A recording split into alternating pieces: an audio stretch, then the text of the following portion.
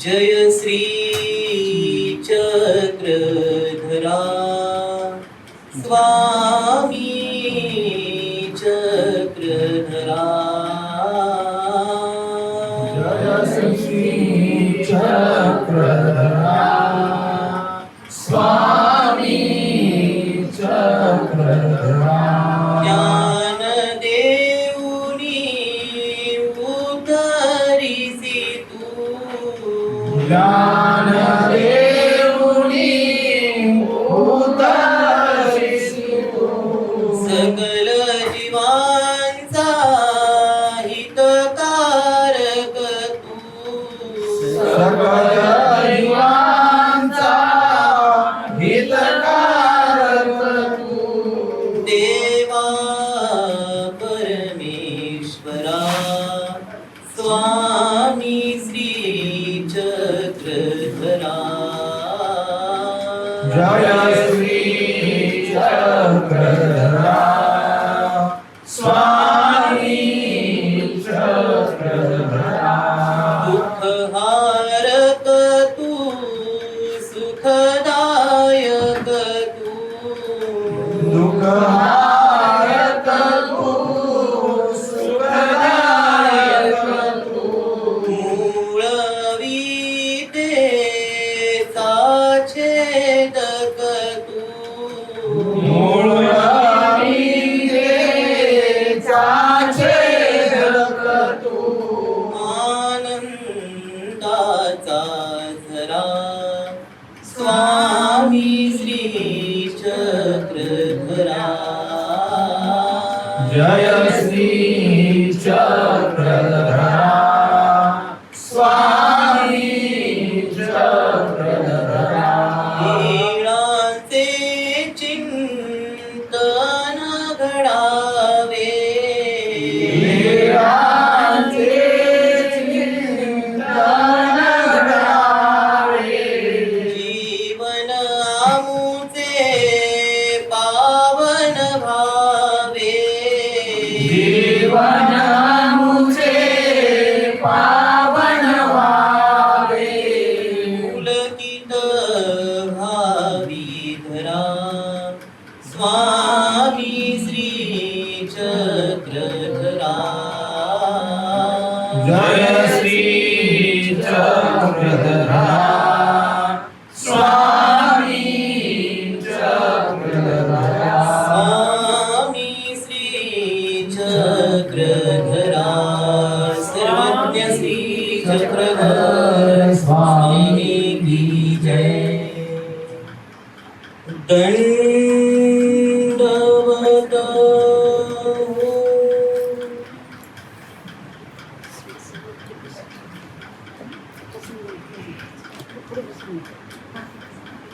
वंशी विभूषित करा नवनीरदाभा,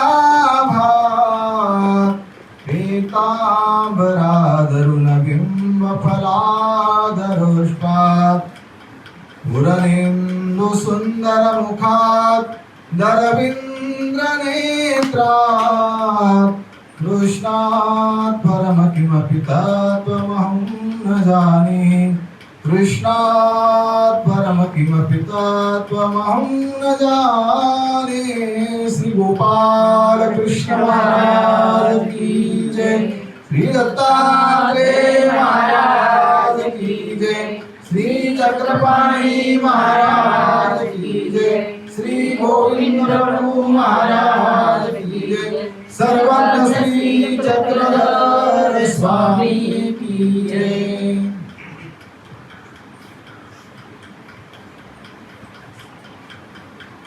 गेल्या 2 वर्षापासून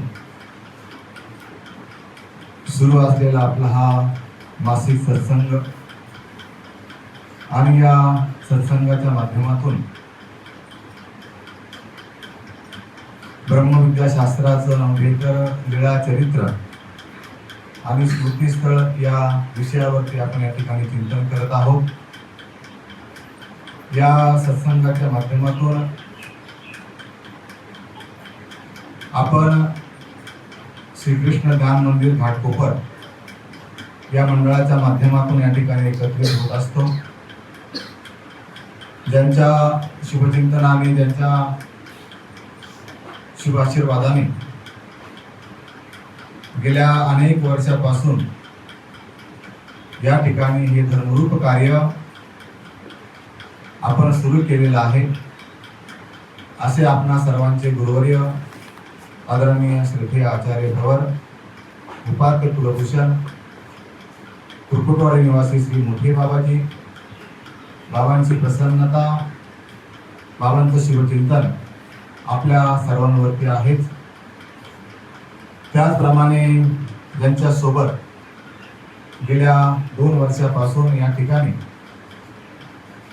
या धर्मरूप सेवेमध्ये सहभागी होण्याचा योग या ठिकाणी प्राप्त झालेला आहे. असे माझे ज्येष्ठ गुरु बंधू आदरणीय श्रद्धेय पूजनीय श्री आशुतोष शास्त्रीजी वांदेशकर, त्याचप्रमाणे या सत्संगासाठी ज्यांची प्रामुख्याने उपस्थिती आहे असे आदरणीय श्रद्धेय तपस्विनी कृष्णप्रियाताई बिडकर, त्याचप्रमाणे आदरणीय श्रद्धेय कुरकुटवाडी आश्रमातील तपस्विनी ज्येष्ठ गुरु भगिनी सुरेखाताई वांदेशकर आणि तपस्विनी अक्का या ठिकाणी उपस्थित आहेत. आणि त्यांच्या माध्यमातून, ज्यांच्या प्रयत्नातून हा सत्संग या ठिकाणी भरवण्यात येतो असे श्री चक्रपाणी सेवा मंडळ आणि या चक्रपाणी सेवा मंडळाचे अध्यक्ष श्रीनिवास भक्त हांडे साहेब आणि त्यांचे सर्व सहकारी आपण या मंदिराच्या माध्यमातून अनेक धर्मरूप कार्य या ठिकाणी करत असतो. त्यातील हा एक उपक्रम म्हणजे मासिक सत्संग. या सत्संगाच्या माध्यमातून आपल्याला ईश्वरीय तत्वज्ञान जे आहे,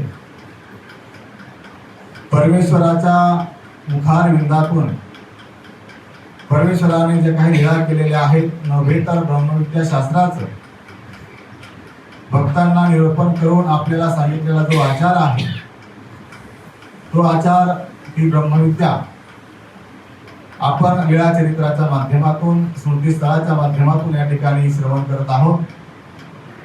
कारण या मानवी जीवनाला ज्ञानाशिवाय पर्याय नाही. क्षेत्र कोणतंही असो, आध्यात्मिक असो, शैक्षणिक असो, परंतु ज्ञानाशिवाय आपल्याला कोणतंही ध्येय या ठिकाणी प्राप्त करता येत नाही. म्हणून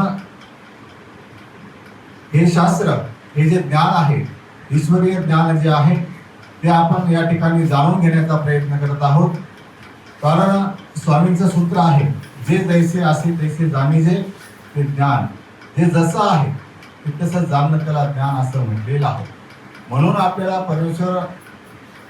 परमेश्वराची ओळख करून घ्यायची असेल, परमेश्वराच्या आनंदापर्यंत आपल्याला पोहोचायचं जर असेल, तर नक्कीच परमेश्वराच्या ज्ञानापर्यंत आपल्याला जावं लागणार आहे आणि तो परमेश्वर आपल्याला समजून घ्यावा लागणार आहे. कारण या प्रापंचिक जीवनामध्ये दुःख निवृत्ती आणि परमार्गाची प्राप्ती हे सर्व प्रापंचिक जीवनातील नव्हे तर या भूतलावरती जे काही मानवजात आहे, त्या मानवजातीचं उद्दिष्ट नव्हे तर ध्येय आहे. म्हणून ते दुःख निवृत्ती कशी होईल आणि परमानंदाची प्राप्ती आपल्याला कशी प्राप्त होणार आहे, म्हणून हे ज्ञान आपल्याला खऱ्या अर्थाने जीवनामध्ये प्राप्त करून घ्यायचं आहे. आपण या पृथ्वी तलावरती बघतो, पशु आहेत, पक्षी आहेत, प्राणी आहेत, परंतु या सर्व जीवजातीमध्ये आपण जर बघितलं तर मनुष्य प्राणी जो आहे तो संपूर्ण आहे. कारण या कार्यासाठी नव्हे तर या गोष्टीसाठी स्वामींनी सांगितलेलं आहे की जीव जो आहे तो सर्वाधिकारी आहे. जसा कोवळ्या वाळूकाचा दृष्टांत स्वामींनी सांगितलेला आहे. जोपर्यंत ते कोवळं असतं तोपर्यंत आपण त्याचं भाजी करू शकतो, लोणचं करू शकतो, काहीही करू शकतो. त्या पद्धतीने हा जीवात्मा जो आहे, हा जो जीव जो आहे, आपण परमेश्वराच्या संगतीमध्ये जीव जैसा संगी ठेविले जैसा ठाके, त्याच पद्धतीने आपण जीवाला जसं स्वरूप प्राप्त करून घेऊ, अशा पद्धतीने तो जीवात्मा, ते जीवस्वरूप जे आहे ते खऱ्या अर्थानं मलिन आणि स्वच्छ होणार आहे. म्हणून या ईश्वरीय ज्ञानामध्ये, या परमेश्वरीय तत्वज्ञानामध्ये आपण चिंतन करत असताना त्या परमेश्वराचं ध्येय कशा पद्धतीने आपल्याला प्राप्त करता येईल, नव्हे तर ईश्वर साधन जे आहे त्या साधनाची सेवा आपल्याला कशा पद्धतीने प्राप्त करता येईल. कारण या परमेश्वर प्राप्तीसाठी 4 साधनं सांगितलेलं आहे: स्थान, प्रसाद, वासनिक आणि भिक्षुक. या साधनाच्या माध्यमातून आपल्याला साध्यापर्यंत पोहोचायचं आहे. म्हणून याचं जसं तसं ज्ञान जे आहे ते आपल्याला खऱ्या अर्थानं प्राप्त करून घेणं महत्त्वाचं आहे. म्हणून ते ज्ञान प्राप्त करण्याचं ठिकाण जर कोणतं असेल ते म्हणजे मंदिर आहे, सत्संग आहे, नव्हे तर ब्रह्मविद्या प्रवचन सोहळा आहे. या सोहळ्याच्या माध्यमातून आपल्याला ईश्वरीय तत्वज्ञान जे आहे ते खऱ्या अर्थानं प्राप्त होत असतं. इतर गोष्टी आपल्याला टाइमपाससाठी आहेत. बाकीच्या गोष्टी आपण आध्यात्मिक क्षेत्रामध्ये जर बघितलं तर कीर्तन असेल, प्रवचन असेल, आध्यात्मिक सोहळे असतील, या सोहळ्याच्या माध्यमातून आपण त्या गोष्टी प्राप्त करू शकतो. म्हणून गेल्या 2 वर्षापासून हा मासिक सत्संग या ठिकाणी या मंडळाच्या माध्यमातून या ठिकाणी सुरू आहे. म्हणून आपणा सर्वांची उपस्थिती या ठिकाणी होते आहे. परंतु कमी जास्त लोक या ठिकाणी होत आहेत, ठीक आहे. परंतु हे ज्ञान जे आहे आपण या ठिकाणी प्राप्त करण्यासाठी आलात आणि नुसतं कानावरती जरी पडलं तर अनेक कर्मांचा नाश आपल्या जीवनाचा होणार आहे. म्हणून जरी आपल्याला येणं शक्य झालं नाही, परंतु येण्याचा प्रयत्न जर आपण केला तर नक्कीच काही ना काही आपल्या पदरामध्ये पडल्याशिवाय राहणार नाही. नव्हे तर नुसतं कानावरती जरी पडलं तर अनेक कर्मांचा नाश होणार आहे. म्हणून आपण सत्संगामध्ये ज्या पद्धतीने प्रत्येक सत्संगामध्ये येशाल त्या पद्धतीने आपल्याला अनेक लेण्यांचं श्रवण, सुट्टींची आठवण आपल्या या ठिकाणी होणार आहे. म्हणून आपण सर्वांनी मोठ्या उपस्थितीमध्ये या ठिकाणी सत्संगामध्ये सहभागी होशाल अशी अपेक्षा बाळगतो आणि या ठिकाणी माझ्या विषयाला या ठिकाणी प्रारंभ करतो. लीळाचरित्र हा जो विषय आहे आपण सुरू केलेला आहे आणि मागच्या सत्संगामध्ये भंडारेकराच्या लीळा आपण बघितल्या. त्यामध्ये शेवटची लीळा होती भंडारेकरात देहवसान. स्वामींच्या सन्निधानामध्ये निळवट्ट भंडारेकर नावाचे भक्त होते आणि त्यांचा देहांत त्या ठिकाणी झालेला आहे.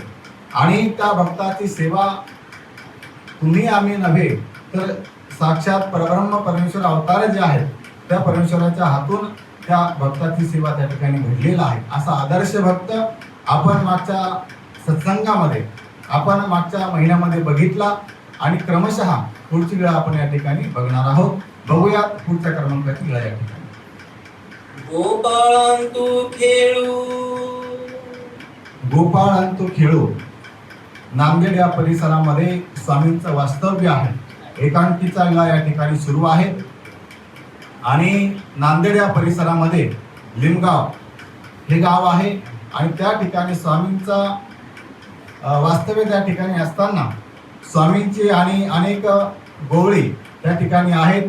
स्वामींची आणि त्या भक्तांची त्या ठिकाणी भेट होते आणि स्वामी त्या ठिकाणी कशा पद्धतीने खेळ करतात हे वेळेमध्ये सांगितलेलं आहे. गोसावी मार्गे विजय करिता ती तव गोपाळ रान भेरियाचा खेळू खेळत होते. नांदेड परिसरामध्ये स्वामींचं वास्तव्य असताना स्वामींचा परिभ्रमण, स्वामींची परिक्रमा चालू आहे आणि असं चालू असताना लिमगाव या गावामध्ये स्वामी येतात आणि आल्यानंतर स्वामींची आणि गोपाळांची म्हणजे गुराखी जे असतात, आपण पूर्वीच्या काळामध्ये जर बघितलं, पूर्वीच्या काळामध्ये अनेक गुराखी असायचे, गाया असायच्या, ते रानामध्ये चरायला न्यायच्या आणि नेल्यानंतर ते गुराखी जे आहेत ते गायांना त्या ठिकाणी रानामध्ये घेऊन जायचे आणि संपूर्ण दिवस जो आहे तो रानामध्ये घालवायचे आणि संध्याकाळी पुन्हा वापस यायचे. अशा पद्धतीने त्या लिमगावमध्ये स्वामींची आणि त्या गोपाळांची त्या ठिकाणी भेट होते. गोसावी तेथ विजय केले अंगा गोपाळ हो, हे तुम्हान तू खेळो येव. मग स्वामी आणि त्या मुलांची भेट होते. ते गुराखी जे असतात, गाया सांभाळण्यासाठी रानामध्ये आलेले असतात आणि असे आलेले असताना स्वामींची आणि त्या मुलांची भेट होते आणि त्या ठिकाणी काहीतरी खेळ चालू आहे. स्वामींनाही वाटतं की आपण त्यांच्यामध्ये सहभागी व्हावं, त्यांचा खेळ आपण खेळावा.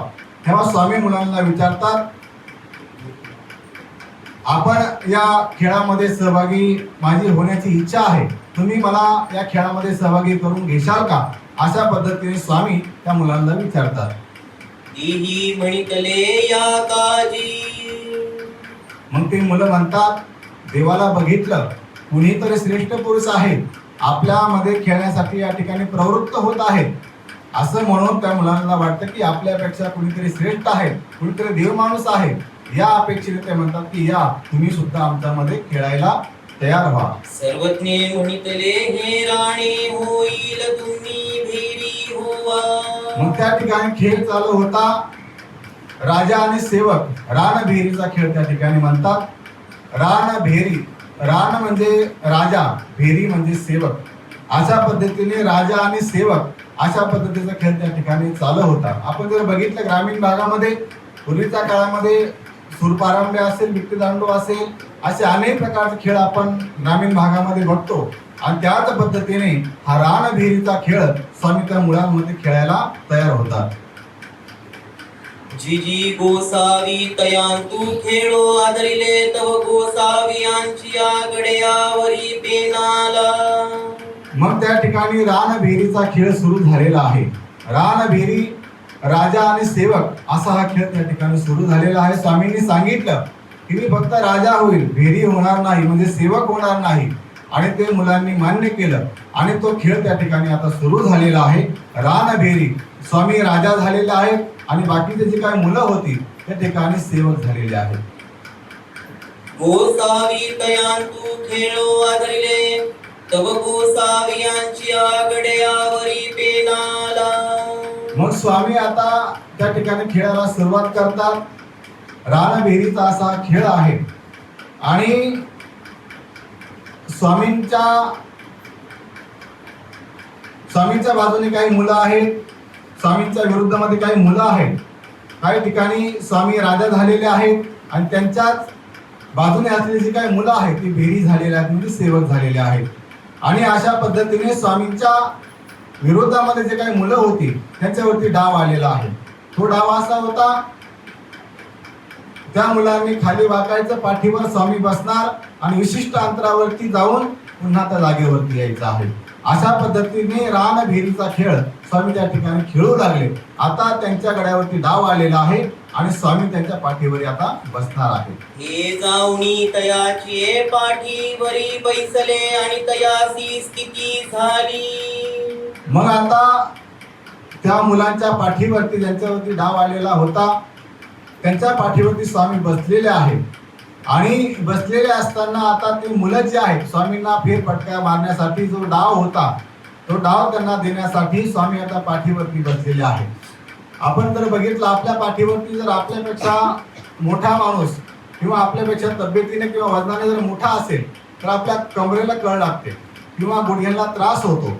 परंतु स्वामी त्या मुलांच्या पाठीवरती बसलेले आहेत आणि त्या मुलांना आता ती स्थिती झालेली आहे. म्हणजे स्वामींच्या पाठीवरती बसल्यानंतर, स्वामी पाठीवरती बसल्यानंतर जो त्रास व्हायचा होता तो बंद झाला आणि स्वामींपासून त्यांना आनंद त्या ठिकाणी प्राप्त होऊ लागला. पेना उतरला परी तो पाठीवरोनी नूतरे. मग अशा पद्धतीने डाव सुरू झालेला आहे आणि डाव सुरू असताना त्यांचा जो काही विशिष्ट अंतर होतं ते पूर्ण झालेलं होतं. परंतु तो जो सेवक होता ज्याच्यावरती डाव आलेला होता तो स्वामींना खाली काही उतरू देत नव्हता. आपण जर बघितलं, आपण लहानपणी खेळायचो, आपल्यावरती डाव आल्यावरती आपण तो केव्हा संपेल असं आपण बघायचो.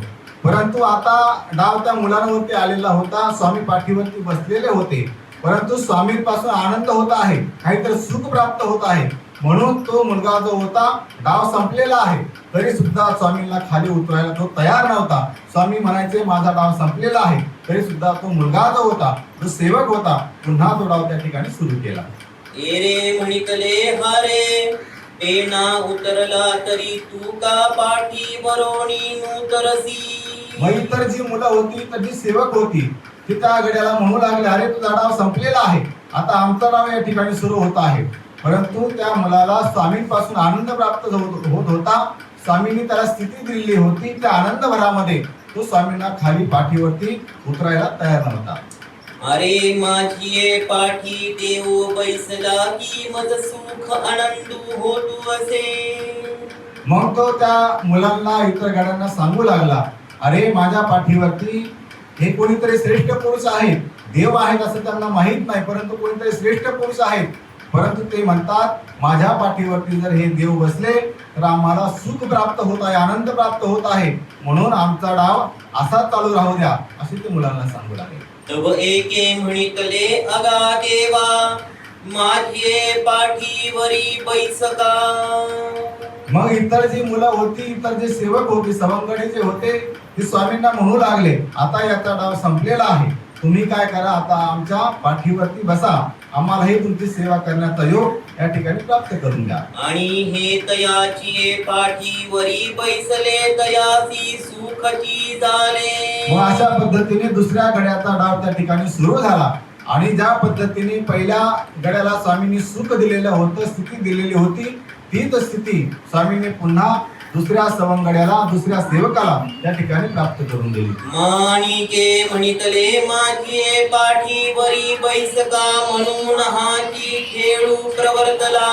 मग अशा पद्धतीने अनेक सेवक जे होते, अनेक जे गुराखी होते, स्वामींना पाठीवरती घ्यायचे, स्वामींपासून त्यांना आनंद प्राप्त व्हायचा, अशा पद्धतीने त्या ठिकाणी रानविहिरीचा खेळ त्या ठिकाणी सुरू झाला आणि सुरू झाल्यानंतर स्वामींपासून त्या सर्व सवंगड्यांना त्या ठिकाणी सुख प्राप्ती त्या ठिकाणी मिळालेली होती. ऐसे अवघाची या पाठीवरी आरोहण केले अवघेयासी सुख आनंदू दिदला. मग अशा पद्धतीने सर्व त्या गुराख्यांच्या पाठीवरती स्वामी बसलेले आहेत, सर्वांना स्वामींपासून आनंद प्राप्त झालेला आहे, सुख प्राप्त झालेला आहे आणि सर्व त्या ठिकाणी खेळ संपल्यानंतर आता जेवणाची तयारी त्या ठिकाणी सुरू होत आहे. मग गोसावी विजय करू आदरिले गोपाळी गोसावी आणते विनविले जिजी गोसावी अरोगणा करावी मग गोसावी विजय करावे. मग अशा पद्धतीने तो रानविहिरीचा खेळ जो होता त्या ठिकाणी संपलेला आहे आणि आता स्वामी निघायला लागले, परंतु त्या गुराख्यांनी, त्या सवंगड्यांनी बघितलं स्वामी या ठिकाणी चाललेले आहेत आणि त्या गुराख्यांनी सोबत शिदोरी आणलेली होती. दुपारी गाई चारायच्या, खेळ खेळायचे आणि दुपार झाल्यानंतर भूक लागल्यानंतर ते शिदोऱ्या सोडायच्या आणि झाडाखाली बसून मस्त जेवण करायचं, अशा विचाराने आलेले ते सवंगडी होते. सर्वांनी शिदोरी आणलेल्या होत्या आणि तो खेळ संपलेला आहे, स्वामी निघालेले आहेत, परंतु ते सवंगडी, ते गुराखी स्वामींना म्हणतात जिजी आम्ही शिदोरी आणलेली आहे, आपण सर्वांनी एकत्र बसून या ठिकाणी जेवण करूया. मग अवघा मोठा सोडिया गोपाळी काला केला एई गा देवा जेऊ. मग अशा पद्धतीने सर्व गुराख्यांनी आपापल्या शिदोऱ्या सोडल्या आणि स्वामींना विनंती केली जिजी आपण आमच्या या भोजनामध्ये, आमच्या या आपणा सर्वांना एकत्रित बसून आपण या ठिकाणी जेवण करूया. सर्व सवंगड्यांनी देवाला विनंती केली जिजी आम्ही शिदोरी आणलेली आहेत, आपण सर्व एकत्रित बसूया आणि गोपाल काला करूया. आणि केल्यानंतर स्वामींची आणि त्या ठिकाणी त्या सवंगड्यांची त्या ठिकाणी मस्तपैकी आरोगणा होती, जेवण होतं. अशा पद्धतीची लीळा आपण या ठिकाणी बघत आहोत. आता या ठिकाणी गुराखी आणि स्वामी एकत्रित बसलेले आहेत, सर्व शिदोरे एकत्रित केलेले आहेत. असा प्रसंग जर आपण द्वापार युगामध्ये बघितला, ज्यावेळेस श्रीकृष्ण महाराज लहान अवस्थेमध्ये होते त्यावेळेस यशोदा मातेला त्रास देऊ लागले आणि त्रास देत असताना अनेक प्रकारच्या खोडी करायचे, कोणाचे मडके फोडायचे, कोणाचे माखण चोरायचे आणि अशा पद्धतीने त्या श्रीकृष्ण महाराजांच्या चोऱ्या सुरू होत्या, त्रास देणं सुरू होतं. मग अशा वेळेस काय करायचं, यशोदा मातेने विचार केला की आपण आता मुलांना बघतो शाळेमध्ये टाकतो, काही मुलं लहान असताना त्रास देऊ लागतात आणि आपण असा विचार करतो की यांना आपण जर शाळेत टाकलं तर आपला त्रास थोडाफार कमी होईल. आणि मग यशोदे मातेने असाच विचार केला की आपण या श्रीकृष्णाला, या बाळकृष्णाला कुठंतरी आपण बिझी केलं पाहिजे, कुठंतरी अडकून ठेवलं पाहिजे. मग सांगितलं की तू आता गाया घे आणि गाया घेऊन रानामध्ये, वृंदावनामध्ये घेऊन चारायला जा. आणि मग श्रीकृष्ण महाराज आणि सर्व सवंगडी जे आहेत त्या गोकुळामध्ये गाया घेऊन चरायला गेलेले आहेत. आणि चरायला गेले असताना सवंगड्यांनाही आनंद होतो की आता श्रीकृष्ण आपल्यामध्ये आलेला आहे. अनेक प्रकारचे खेळ त्या ठिकाणी व्हायचे आणि खेळत असताना दुपारची वेळ झाल्यानंतर सर्व जे काही सवंगडी होते, सर्व जे काही गोपाळ होते त्यांनी शिदोऱ्या आणलेल्या असायच्या. आणि मग ते सर्व सवंगडी जे होते काही चार इकडे बसायचे, चार तिकडे बसायचे. परंतु श्रीकृष्ण महाराजांनी सांगितलं हे असं का, मग त्यावेळेस काही जे काही सवंगडी होते ते सांगू लागतात की हा शूद्राचा आहे, हा वैश्याचा आहे, हा ब्राह्मणाचा आहे, म्हणून हे सगळे वेगवेगळे बसलेले आहेत. परंतु स्वामींनी सांगितलं की सर्व जीवदात जी आहे ती समान आहे. कोणीही शूद्र नाही, कोणी ब्राह्मण नाही, कोणी वैश्य नाही, सर्व आपण एकत्रित आहोत. सर्व मुलांना एकत्रित बसवायचे आणि सर्व गोपाळकाला त्या ठिकाणी करायचे. आणि गोपाळकाला केल्यानंतर सर्व सवंगडी जे होते, जे काही गुराखी होते, ते जेवण करायचे. अशा पद्धतीने स्वामींनी सर्व जातींना समभाव त्या ठिकाणी भेदभाव नष्ट करून सर्व जीव जातींना एकत्रित केलं आणि नव्हे तर सर्व सवंगड्यांना एकत्रित करून आपला गोपाळकाला त्या ठिकाणी केला. आता जेवण झालेलं आहे, सर्व गुराखी जेवलेला आहे, श्रीकृष्ण महाराज जेवलेला आहे. आता यमुना नदीवरती पाणी पिण्यासाठी जायचं आहे. परंतु श्रीकृष्ण महाराज त्या सवंगड्यांना सांगतात, पेंढ्याला सांगतात, अरे आपण या ठिकाणी जेवण केलेली आहेत, परंतु आपण यमुना नदीवरती आता हात धुवायला जाणार नाही, पाणी पिणार नाही. आपण आता काय करू, आपल्या कपड्यांना, आपल्या धोतराला हात पुसू आणि या ठिकाणी थांबूया. परंतु काही सवंगड्यांनी प्रश्न केला, बलराम देवाने विचारलं, हे कृष्णा, तू असं का म्हणतोस, जायचं का नाही, याचं आम्हाला उत्तर दे.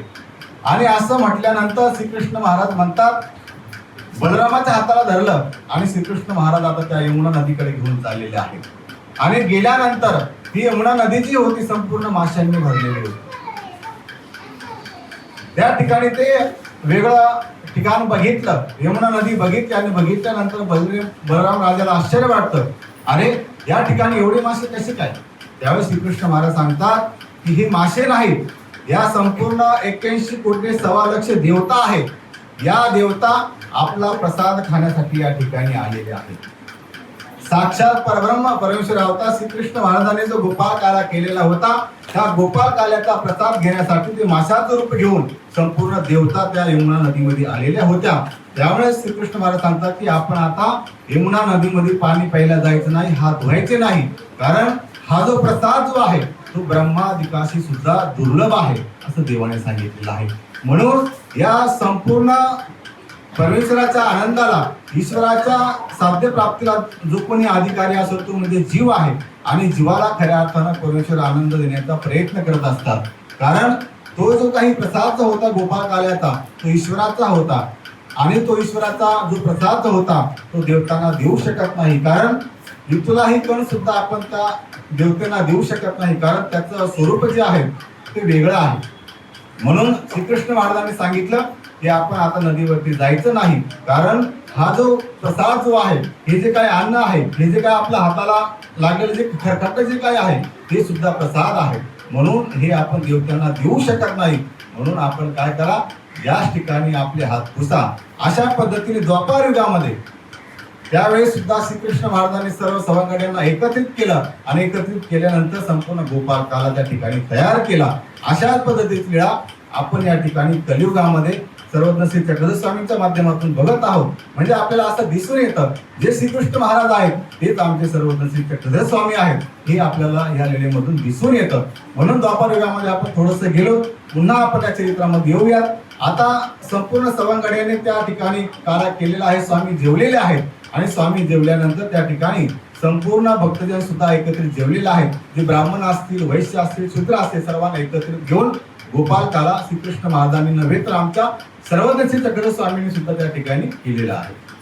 आपुलालिये मोठेचा परवा परवा पदार्थू निवडिला मग गोसावियांसी ओळखविला. मग त्या शिदोऱ्यांमध्ये चांगला चांगला जो पदार्थ होता, आपल्यापेक्षा कोणतरी श्रेष्ठ आहे, देव आहे, या विचाराने त्या गुराख्यांनी काय केलं, चांगला चांगला पदार्थ जो होता तो स्वामींसाठी बाजूला काढून ठेवला आणि बाकी संपूर्ण गोपाळकाला केला. गोसावियांची रुग्णा झाली अवघे गोसावियांचे पांती जेविले मग हे ते थोडी निघाले. मग अशा पद्धतीने स्वामींच्या समवेत सर्व गोपाल जे काही भक्तजन होते त्या ठिकाणी जेवले आणि स्वामी त्या ठिकाणी आता निघालेले आहेत. मग ते एकमेका प्रती सुखानंदू म्हणून अणमोदू लागले. एरू म्हणे आगा माझी पाठीवरी देव बैसला मामच सुखानंदू काही होएगा. मग स्वामी आता त्या ठिकाणाहून निघून गेलेले आहे. परंतु या सवंगड्यांमध्ये, या गुराख्यांमध्ये चर्चा सुरू होते, अरे माझ्या पाठीवरती देव बसलेला होता, मला सुख प्राप्त झालं. दुसराही सांगू लागला की माझ्या पाठीवरती ज्यावेळेस माझ्यावरती डाव आला त्यावेळेस मी स्वामींना घेऊन फेरफटका मारायला गेलो, त्यावेळेस मला सुद्धा सुख प्राप्ती झाली. अशी त्यांच्यामध्ये चर्चा सुरू झाली. तब मार्गे संन्यासी एकू सात होते तेही ऐकिले, मग तेही म्हणितले काही पा आनंदू सुख. मग ते गुराखी आपापल्यामध्ये आपापसामध्ये चर्चा करत होते. मला सुख प्राप्त झालं, मला आनंद मिळाला, अशा पद्धतीने एकमेकांमध्ये चर्चा करू लागले. आणि ती चर्चा करत असताना त्याच वाटेने एक कोणीतरी संन्यासी, एक साधू त्या रस्त्याने चाललेला होता. आणि त्यांनी ऐकलं की हे गुराखी आहे, हे कोणीतरी सर्वसामान्य मुलं आहेत, यांना सुद्धा सुख शब्द कळाला, आनंद शब्द कळाला. कारण ही जी भाषा आहे ही ब्राह्मणांची भाषा आहे, ही विद्वानांची भाषा आहे. या मुलाला कसं काय समजलं? आणि कारण आपण सुद्धा एखाद्या खेड्या गावामध्ये जर गेलात, एखादा लहान मुलगा संस्कृत बोलला, इंग्लिश बोलला तर आपल्याला नवल वाटतं. त्याच पद्धतीने त्या संन्यासाला वाटलं, अरे ही तर गुराखीची मुलं आहेत, गुरं राखण्यासाठी आलेली आहेत. आणि त्यांच्या मुखामध्ये असे शब्द, कारण सुख आनंद जे आहेत हे ब्रह्मवाचा आहे. कारण ब्रह्मवादी जे काही ब्राह्मण आहेत त्यांच्या मुखातून निघालेले शब्द आहेत. आणि गुराखींच्या मुखामध्ये कसं काय, असं म्हणून त्या ब्राह्मणाला प्रश्न पडला. हे केवी जाणती ए गोवळ रुये, गोरुवे राखती आनंदू हे ब्रह्मवाचा हा शब्दू विद्वांसांचा. हा शब्दू हे गोवळे केवी जाणती, मग ते पुसती. मग त्या संन्यासाने विचारलं, अरे हे शब्द जे आहेत हे सुख आनंद ही ब्रह्मवाचा आहे, ब्राह्मणांचा शब्द आहे, हे तुम्हाला कसं काय मिळालं किंवा हे शब्द तुम्ही कुठून ऐकले? असं त्या गुराख्यांना तो संन्यासी विचारू लागला. अगा गोवळे हो सुखानंदू काही सागा, तेही म्हणितले अगा आम्हा अंतू देव एकू आला. आमसी खेळीनला आमची पाठीवरी बैसला, तो जयाची पाठीवरी पैसे तया सुखानंदू होय. आम्हा तू जेविला आम्हा सुखानंद तिथला मग गेला. मग अशा पद्धतीने त्या संन्यासाने मुलांना विचारलं आणि विचारल्यानंतर ते सांगू लागले, आमच्यामध्ये कोणीतरी देव आले होते, कोणीतरी श्रेष्ठ पुरुष आले होते आणि ते आमच्यामध्ये खेळ खेळले, रानभिरीचा खेळ खेळले, आमच्या पाठीवरती बसले आणि सर्वांना आनंद प्राप्त झाला, सर्वांना सुख प्राप्त झालं. आणि असा खेळ खेळल्यानंतर आमच्यामध्ये जेवण केलं आणि जेवण केल्यानंतर या दिशेने निघून गेले, अशी मुलं त्या संन्यासाला सांगू लागले. तेही कुसले तो देव कवनीकडे गेला, ना ते येण्याची मार्गे जाताती. मग त्या संन्यासाने विचारलं की ते देव कुठे गेले, कोणत्या दिशेने गेले? मग त्या मुलांनी सांगितले की ह्या दिशेने ते देव गेलेले आहेत. तैसेची तेने मार्गे निघाले, तब एका वृक्षाखाली हे आसनी बैसले होते. तेही येऊनी दंडवत घातले, श्री चरणा लागले, अनतया स्थिती झाली सर्वज्ञे म्हणितले. ते यद्यापि द्रावड देसी आचर्ये होणी वर्तत असती अंक. मग अशा पद्धतीने त्या मुलांनी सांगितलं की ते देव जे होते ते ह्या दिशेने निघून गेलेले आहेत. आणि मग तो संन्यासी त्या दिशेने आला, स्वामींना बघण्यासाठी आला. कुणीतरी श्रेष्ठ पुरुष आहे, कुणीतरी देव असेल, या विषयाने या आपल्या मनामध्ये कल्पना करून तो त्या ठिकाणी त्या दिशेने निघाला. आणि निघाल्यानंतर स्वामी त्याला समोर दिसले. स्वामी झाडाखाली बसलेले होते. स्वामींच्या जवळ आला, स्वामींना दंडवत केला आणि दंडवत केल्यानंतर स्वामींपासून त्या ब्राह्मणाला स्थिती झाली. कारण त्या ब्राह्मणाला स्थिती होण्याचं कारण पूर्वजन्मीमध्ये काहीतरी परमेश्वराच्या ठिकाणी सेवादास्य घडलं असेल किंवा अज्ञान विजराच्या ठिकाणी असं म्हणतात की भजन घडलं तर स्थितीचा लेप निष्पन्न होत असतो. म्हणून स्वामी त्या जवळ गेला आणि गेल्यानंतर त्याला स्थितीचं सुख परमेश्वराने त्या ठिकाणी दिलं. आणि दिल्यानंतर स्वामी ही लीळा भक्तजनांना सांगत आहेत. एकांकीच्या लीळा आहेत, आपण एकांकीच्या लीळा या ठिकाणी बघत आहोत. स्वामी ह्या लीळा भक्तजनांना सांगत आहेत. आणि मग सांगत असताना स्वामी सांगतात की तो ब्राह्मण आमच्या जवळ आला, त्याला आम्ही स्थिती दिली आणि स्थिती दिल्यानंतर तो आतापर्यंत म्हणजे अजूनपर्यंत तो द्राविड देशामध्ये म्हणजे तेलंगणा, आंध्र प्रदेश त्या प्रदेशामध्ये तो आतापर्यंत जिवंत आहे. तो त्या ठिकाणी विहरण करत आहे. अशा पद्धतीची लीळा स्वामी त्या भक्तजनांना सांगत आहेत. कारण 1992-94 त्या काळामध्ये स्वामींचं वास्तव्य असताना एकांकीच्या काळामध्ये स्वामींनी सांगितलेला हे लीळा भक्तजनांना सांगितलेला आहे. कारण तो संन्यासी स्वामींजवळ आला, स्वामींपासून स्थिती सुख त्या ठिकाणी प्राप्त झालं नव्हे तर त्या मुलांना सुद्धा स्वामींपासून स्थिती झाली, स्वामींपासून आनंद प्राप्त झाला. स्वामींच्या स्पर्शाने त्या मुलांना त्या गुराख्यांना सुद्धा काहीतरी पुण्य प्राप्त झालं नव्हे तर त्या ठिकाणी म्हणतात की भोगभोगी मनुष्य त्या ठिकाणी प्राप्त होत असतं. म्हणून अशा प्रकारची लीळा निर्हेतुक लीळा आहे. कोणत्याही प्रकारचा हेतू त्या लीळेमध्ये नाही, परंतु स्वामींना त्या ठिकाणी गेल्यानंतर त्या मुलांची काहीतरी कणव असेल, त्या ब्राह्मणाची काहीतरी कणव असेल, त्या उद्देशाने स्वामी गेले. त्या मुलांची भेट झाली, ब्राह्मणांची भेट झाली, त्यांना स्वामीपासून आनंद प्राप्त झाला आणि त्यांना काहीतरी प्राप्त करून दिलं देवाने. अशा प्रकारची लीळा लिमगाव नांदेड या परिसरामध्ये घडलेली आहे आणि ती लीळा आपण या ठिकाणी बघितली आहे. आता पुढच्या जी काही लीळा आहे ती आपण या ठिकाणी बघूयात. गोपाळ चोंडिये लपवणे.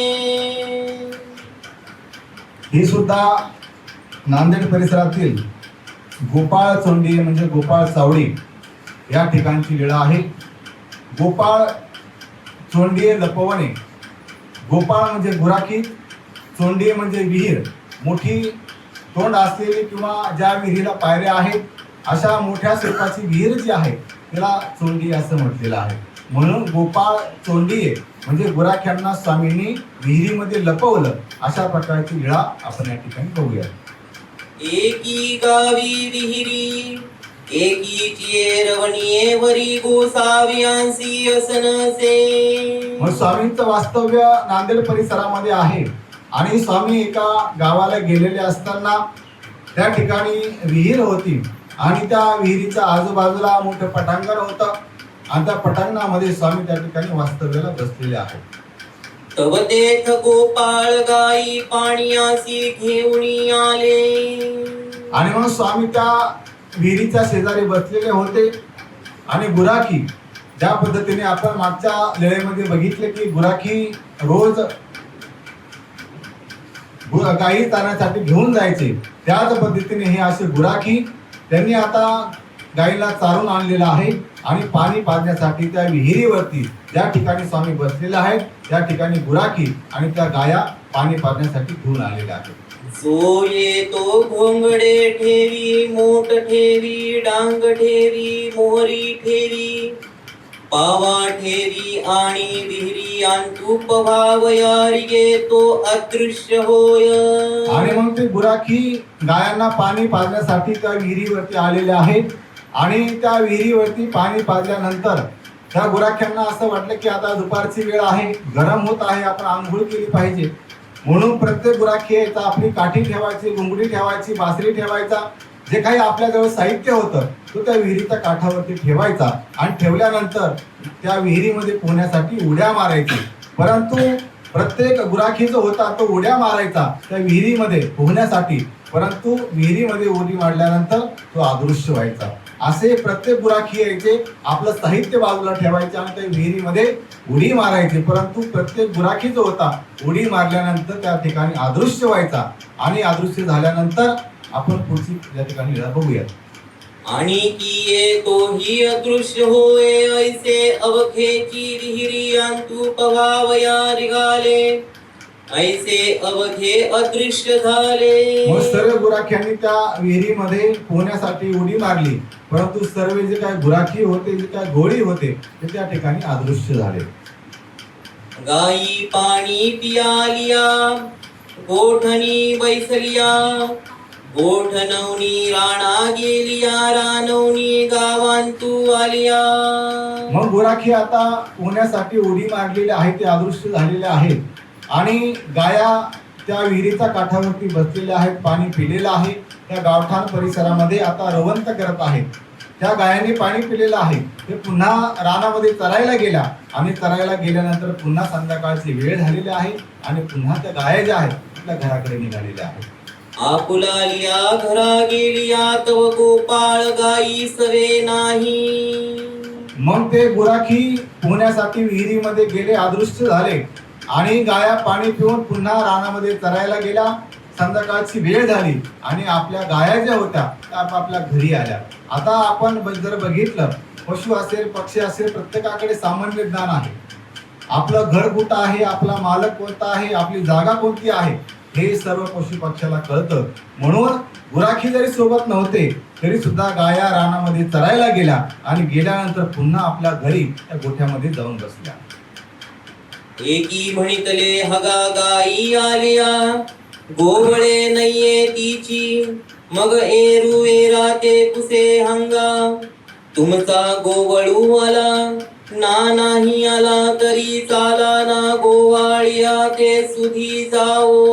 मग आता गाया घरी आलेल्या आहेत, बराच वेळ झालेला आहे आणि त्या गायांना घेऊन गेलेले जे काही गुराखी होते, जी काही मुलं होती ती घरी आलेली नाहीये. मग त्या गुराख्यांमध्ये, त्या घरच्या आईवडिलांमध्ये, नातेवाईकांमध्ये चर्चा सुरू झाली. अरे आपल्या गाया ज्या होत्या, बैलाची होती ती घरी आलेली आहे, परंतु यांना जी काही घेऊन गेलेली गुराखी होती, मुलं होती, आपली जी काही मुलं होती ती अजून घरी आलेली नाहीत. असे एकमेकांमध्ये विचारू लागले, तुमचा मुलगा आला का, तुमचा मुलगा आला का, अशा पद्धतीने विचारपूस करू लागले. एकही गुराखी घरी आलेला नव्हता आणि मग त्यांच्यामध्ये चर्चा सुरू झाली आणि म्हटले की आपण काय करूया, रानामध्ये त्या डोळ्यांच्या शुद्धीसाठी म्हणजे शोधणीसाठी आपण सर्वांनी जाऊया. मग ते अवघेची गोवळांची सुधी निघाले, रानवरी हिंडले, परी गोवळे ते ने देखतीची, आले तव विहिरी बाहेरी काठी, डांगा कांबळे मोठा मोहरी पावे, वाहना दे कोणी म्हणितले, होजी येथ गोवळे होते की. मग अशा पद्धतीने त्या मुलांचे आई वडील पुन्हा रानामध्ये आपल्या मुलांना बघण्यासाठी निघालेले आहे. संपूर्ण ज्या रानामध्ये गाई करण्याची जागा होती त्या ठिकाणी बघितलं पण कुठेच मुलं दिसली नाहीत. आणि मग त्या विहिरीवरती आले आणि आल्यानंतर त्या ठिकाणी त्यांची काठी होती, घोंगडं होतं, जे काही साहित्य होतं ते त्या ठिकाणी बघितलं. आणि बघितल्यानंतर स्वामी त्या विहिरीच्या काठावरती बसलेले होते आणि बसलेले असताना स्वामींनी विचारलं, जीजी या ठिकाणी मुले आले होती का, या ठिकाणी त्यांचं साहित्य दिसत आहे, घोंगडी आहे, काठी आहे, पावा आहे, सर्व गोष्टी या ठिकाणी दिसत आहे. मग स्वामी म्हणतात हो या ठिकाणी आलेली होती. सर्वज्ञ म्हणितले होते मा के असतीजी, गोसावी ऐसे श्री करे विहिरी कडे दाखविले, मग तेही म्हणितले जीजी तरी काही देखी जती ना. मग स्वामींना त्यांनी विचारलं ती मुले या ठिकाणी आलेली होती का, स्वामींनी सांगितले हो आलेली होती. मग ते कुठं आहे, स्वामींनी सांगितलं की त्या विहिरीमध्ये ते पोहत आहेत, त्या विहिरीमध्ये ते आहेत. आणि असं म्हटल्यानंतर त्यांचे आई वडील म्हणतात जीजी ते दिसत नाही, तुम्ही म्हणता विहिरीमध्ये मुलं आहेत परंतु ते दिसत नाही. अशा पद्धतीचा प्रश्न ते मुलांचे आई वडील जे होते ते स्वामींना विचारू लागले. सर्वज्ञ म्हणितले जे जयाचे नाव ते घेऊनी, बोलावा मातो निघेल. मग स्वामींनी सांगितलं त्यांच्या आई वडिलांना आपापल्या मुलांची नावं घ्या, प्रत्येकाने आपापल्या मुलांची नावं घ्या. नावं घेतल्यानंतर आपला जो मुलगा आहे, प्रत्येकाचा मुलगा जो आहे तो आपोआप त्या विहिरीतून बाहेर निघणार आहे. माझयाचा जो गोपाळू तो तयाचे नाव घे, साया माया काया ऐसे म्हणती आणतो उदकांतूनी निघे. मग स्वामींनी सांगितल्यानंतर आपापल्या मुलांची नावं घ्या. मग त्या मुलांच्या आई वडिलांनी साया माया काया जी काही मुलांची नावं होती शॉर्टकट मध्ये त्या पद्धतीने त्या मुलांची नावं घेतली आणि घेतल्यानंतर ती मुलं जी होती त्या विहिरीमध्ये अदृश्य झालेली जी काही मुलं होती ती पुन्हा बाहेर येऊ लागली.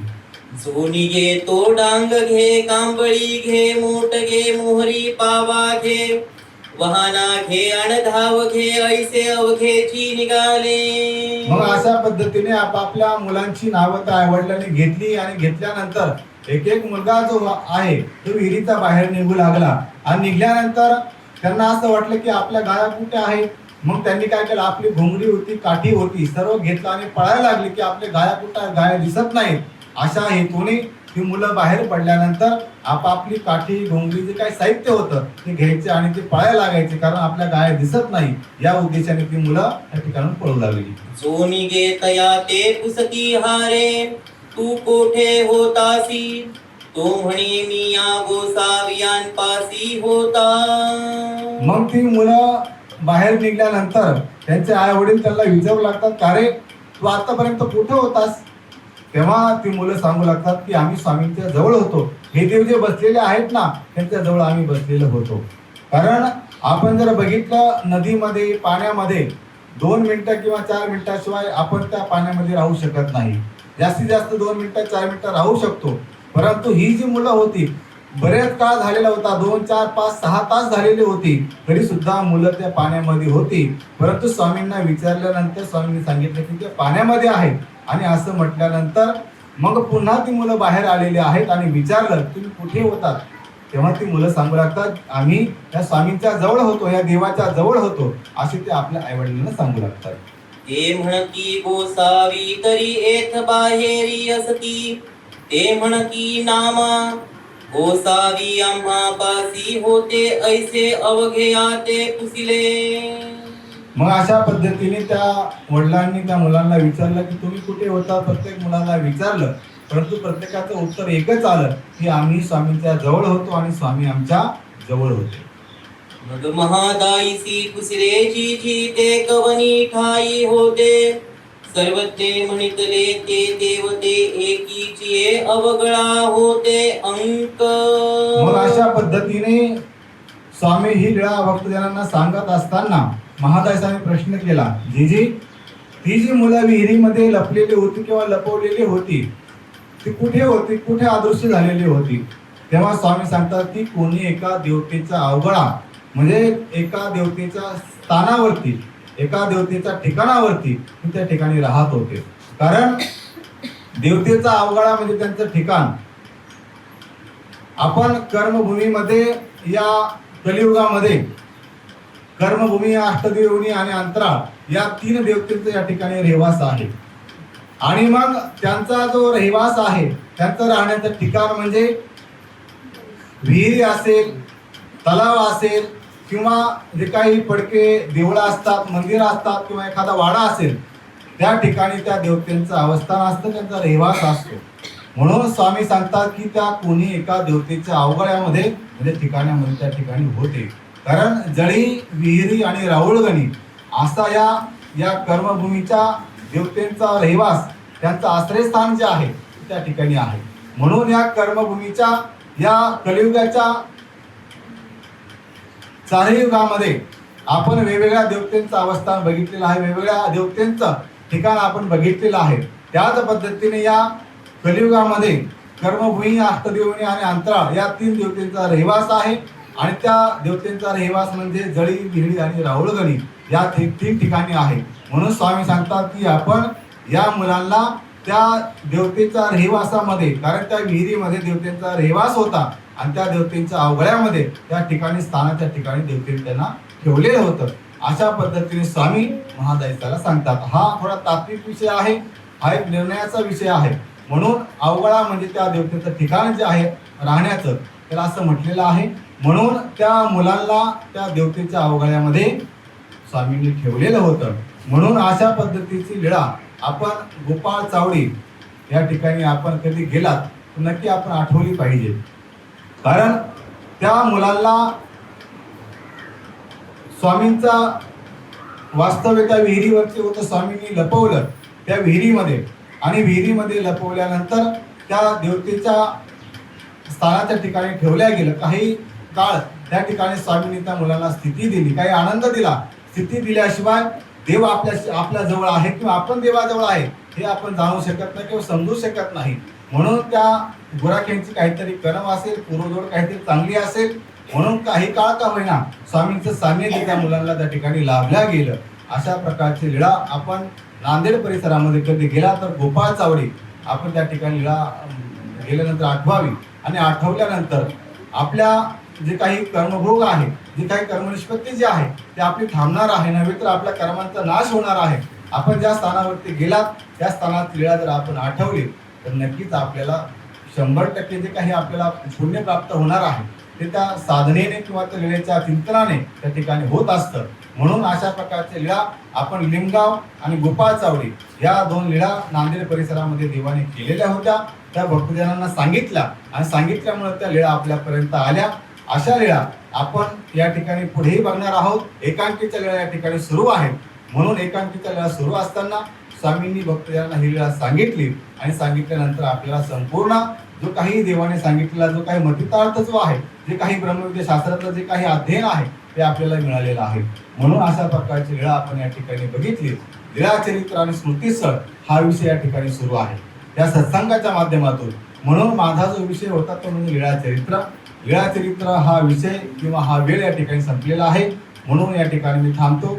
कुणाला काही जर प्रश्न असतील, कुणाला काही शंका असतील तर आपण विचारू शकता. या लीळेच्या माध्यमातून असेल किंवा या पाठीमागच्या लीळा असेल त्या आपण बघितलेल्या होत्या. त्याच्यामध्ये कोणाला शंका असेल तर आपण विचारू शकता.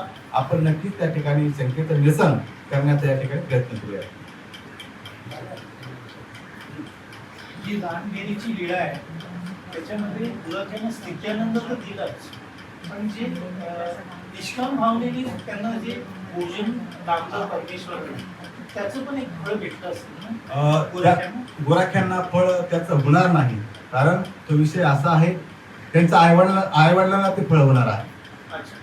त्यांच्या मालकीचा पदार्थ आहे. ज्यावेळेस आता ही चाल सुरू झालेली आहे, या मुलांची आता चाल सुरू झालेली आहे आणि त्या मुलांचे जे काय आईवडील होते, ज्यांच्या कष्टाने ज्यांच्या प्रयत्नाने जी काही भाजी भाकर होती, जी काही शिदोरी होती ती त्यांच्या कष्टातून आलेली होती.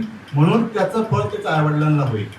यांच्या ही जी काही मुलं होती त्यांनी आग्रह केला, स्वामींना विनंती केली, तर ती चाल जी आहे ती आता सुरू झालेली आहे. भविष्यामध्ये त्यांना परमेश्वराच्या ठिकाणी भजन घडून प्रेमाचा उपाय प्राप्त होईल.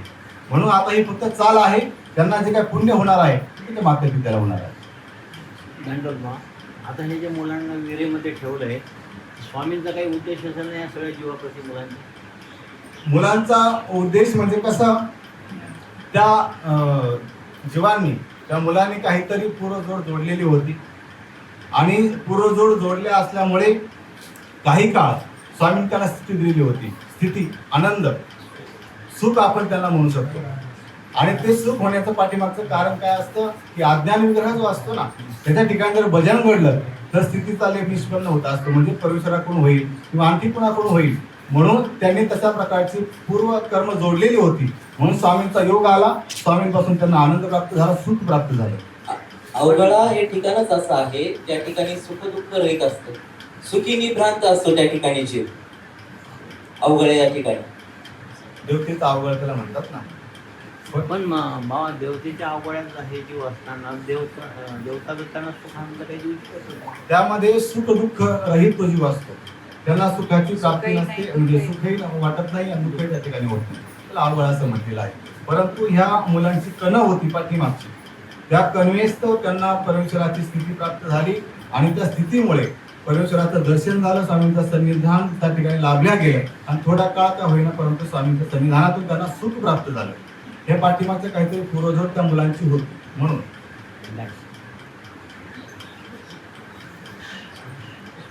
ठीक आहे. यानंतर आपण स्मृतीस्थळ या विषयावरती चिंतन करणार आहोत. या विषयाला स्पर्श करणारे आदरणीय श्रद्धेय आशुतोष शास्त्रीजी वांदेसकर दादांना मी विनंती करतो की आपण आपल्या विषयाला या ठिकाणी प्रारंभ करावा. स्मृतीस्थळ या विषयावरती चिंतन करत आहेत आदरणीय श्रद्धेय पूजनीय आशुतोष शास्त्री. कस्तुरी तिलकं ललाट पटले वक्षस्थले कौस्तुभं नासाग्रे वरमौक्तिकं करतले धेनुकरे कंकणं सर्वांगी हरिचन्दनं सुललितं कंठे च मुक्तावली गोपस्त्री परिवेष्टितो विजयते गोपाल चूडामणि. श्री गोपाल कृष्ण महाराज की जय. श्री दत्तात्रेय महाराज की जय.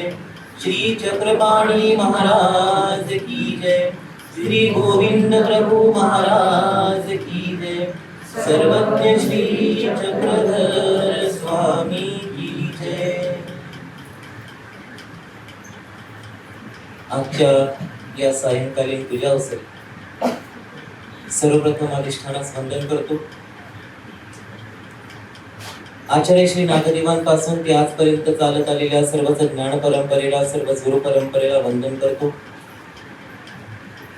ज्यांच्या माध्यमातून, ज्यांच्या प्रसन्नतेतून मी आपणासमोर बोलण्यासाठी सज्ज झालो, व्यक्त झालो असेल म्हणून सर्व श्रीकृष्ण मंदिर महानुभाव आश्रम कुरकुटवाडी मोठा आश्रमाचे संचालक संस्थापक उपाध्याय कुलभूषण आचार्य प्रभत ब्रह्मविद्या प्रबोधचंद्र गुरुवर्य श्री बाबाजींनाही साष्टांग प्रणिपात करतो.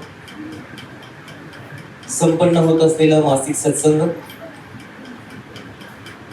येत्या पुढील मे महिन्यामध्ये आपण या सत्संगाचे 4 वर्ष पूर्ण करत आहोत. आणि असा या मासिक सत्संगाच्या निमित्तानं आपण सर्वजण या ठिकाणी उपस्थित झालेलो आहोत. ज्यांच्या निरूपणातून आपण श्रीमद लीळाचरित्र हा महत्वपूर्ण असलेला ग्रंथ, जो आपण सर्वांना प्रमाण ग्रंथ आपण म्हणतो, कारण या लीळाचरित्र ग्रंथापासूनच पुढील सर्व ग्रंथाचा प्रारंभ झालेला आहे. आणि म्हणूनच या महत्वपूर्ण असलेल्या श्रीमद लीळाचरित्र या ग्रंथाचं ज्यांच्या मुखारविंदातून आपण श्रवण करत आहोत, लहानातील लहान, मोठ्यातील मोठे जे बारकावे आहेत, प्रत्येक शब्दातील ते शब्दातील प्रत्येक बारकावे जे आपल्याला अतिशय सोप्या भाषेमध्ये समजावून सांगत आहेत, असे माझे ज्येष्ठ गुरुबंधू परमपूजनीय परमादरणीय श्रद्धेय महंत श्री रेगराज बाबाजी शास्त्री मंगेशकर, आजच्या या सत्संगाच्या निमित्तानं ज्यांची उपस्थिती लाभलेली आहे असे माझ्या द्वय ज्येष्ठ भगिनी, त्यामध्ये आमच्या आश्रमातील व्यवस्थापक म्हणलं तरी काही वावगे ठरणार नाही, पूज्य तपस्विनी सुरेखाताई, त्याचप्रमाणे बदलापूर या ठिकाणाहून या सत्संगाच्या निमित्तानं आमचे बोबडे बोल ऐकण्यासाठी या ठिकाणी उपस्थित असलेल्या तपस्विनी कृष्णप्रियाताई, त्याचप्रमाणे आहेत, ज्यांच्या माध्यमातून या सत्संगाची सुरुवात झालेली आहे, असे हे श्री चक्रपाणी सेवा मंडळ त्या अंतर्गत असलेले श्रीकृष्ण ज्ञान मंदिर या द्वय संस्थेचे सर्व परमार्ग सेवक श्रीमान सत्भक्त हंडे साहेब, त्याचप्रमाणे त्यांचे सर्व सहकारी. आणि या सत्संगाच्या निमित्तानं मुंबईत तसेच उपनगरातून उपस्थित झालेले सर्वच अच्युत गोत्रीय, आपण सर्वांना सादर दंडवत प्रणाम करून आजच्या या विषयाला सुरुवात करतो. सज्जनो, आता यातील गेल्या 2-3 महिन्यापासून म्हणजे आपण स्मृतीस्थळ तर सुरूच आहे, परंतु त्याबरोबर आपण एक नवीन उपक्रम या ठिकाणी सुरू केलेला आहे. ज्याप्रमाणे लीळाचरित्र महत्वाचं आहे, स्मृतीस्थळ महत्वाचं आहे, रिद्धपूर चरित्र महत्वाचं आहे, त्याचप्रमाणे आपल्या मानभाव संप्रदायामध्ये सप्तग्रंथ सुद्धा खूप महत्वाचे. आणि त्या सप्तग्रंथातीलच एक बृहत काव्य म्हणून ज्याची ओळख आपल्या संप्रदायामध्ये आहे, असं मूर्तिप्रकाश नावाचं ग्रंथ, की ज्या मूर्तिप्रकाशाच्या तब्बल 3051 ओव्यांनी परिपूर्ण असलेला हा मूर्तिप्रकाश ग्रंथ आचार्य श्री केशवराज भास, ज्यांना केशवभास आपण म्हणतो, केशवदया सुद्धा आमचे आचार्य श्री त्यांना म्हणायचे, त्यांनी या ग्रंथाची निर्मिती केलेली आहे. हा ग्रंथ ज्यावेळेस आपण पाहूयात ना, तर त्यावेळेस आपल्याला त्या ग्रंथामध्ये सर्वज्ञ श्री चक्रधर स्वामींच्या श्रीमूर्तीचं वर्णन आपल्याला पाहायला मिळतं, प्रत्येक अवयवाचं वर्णन.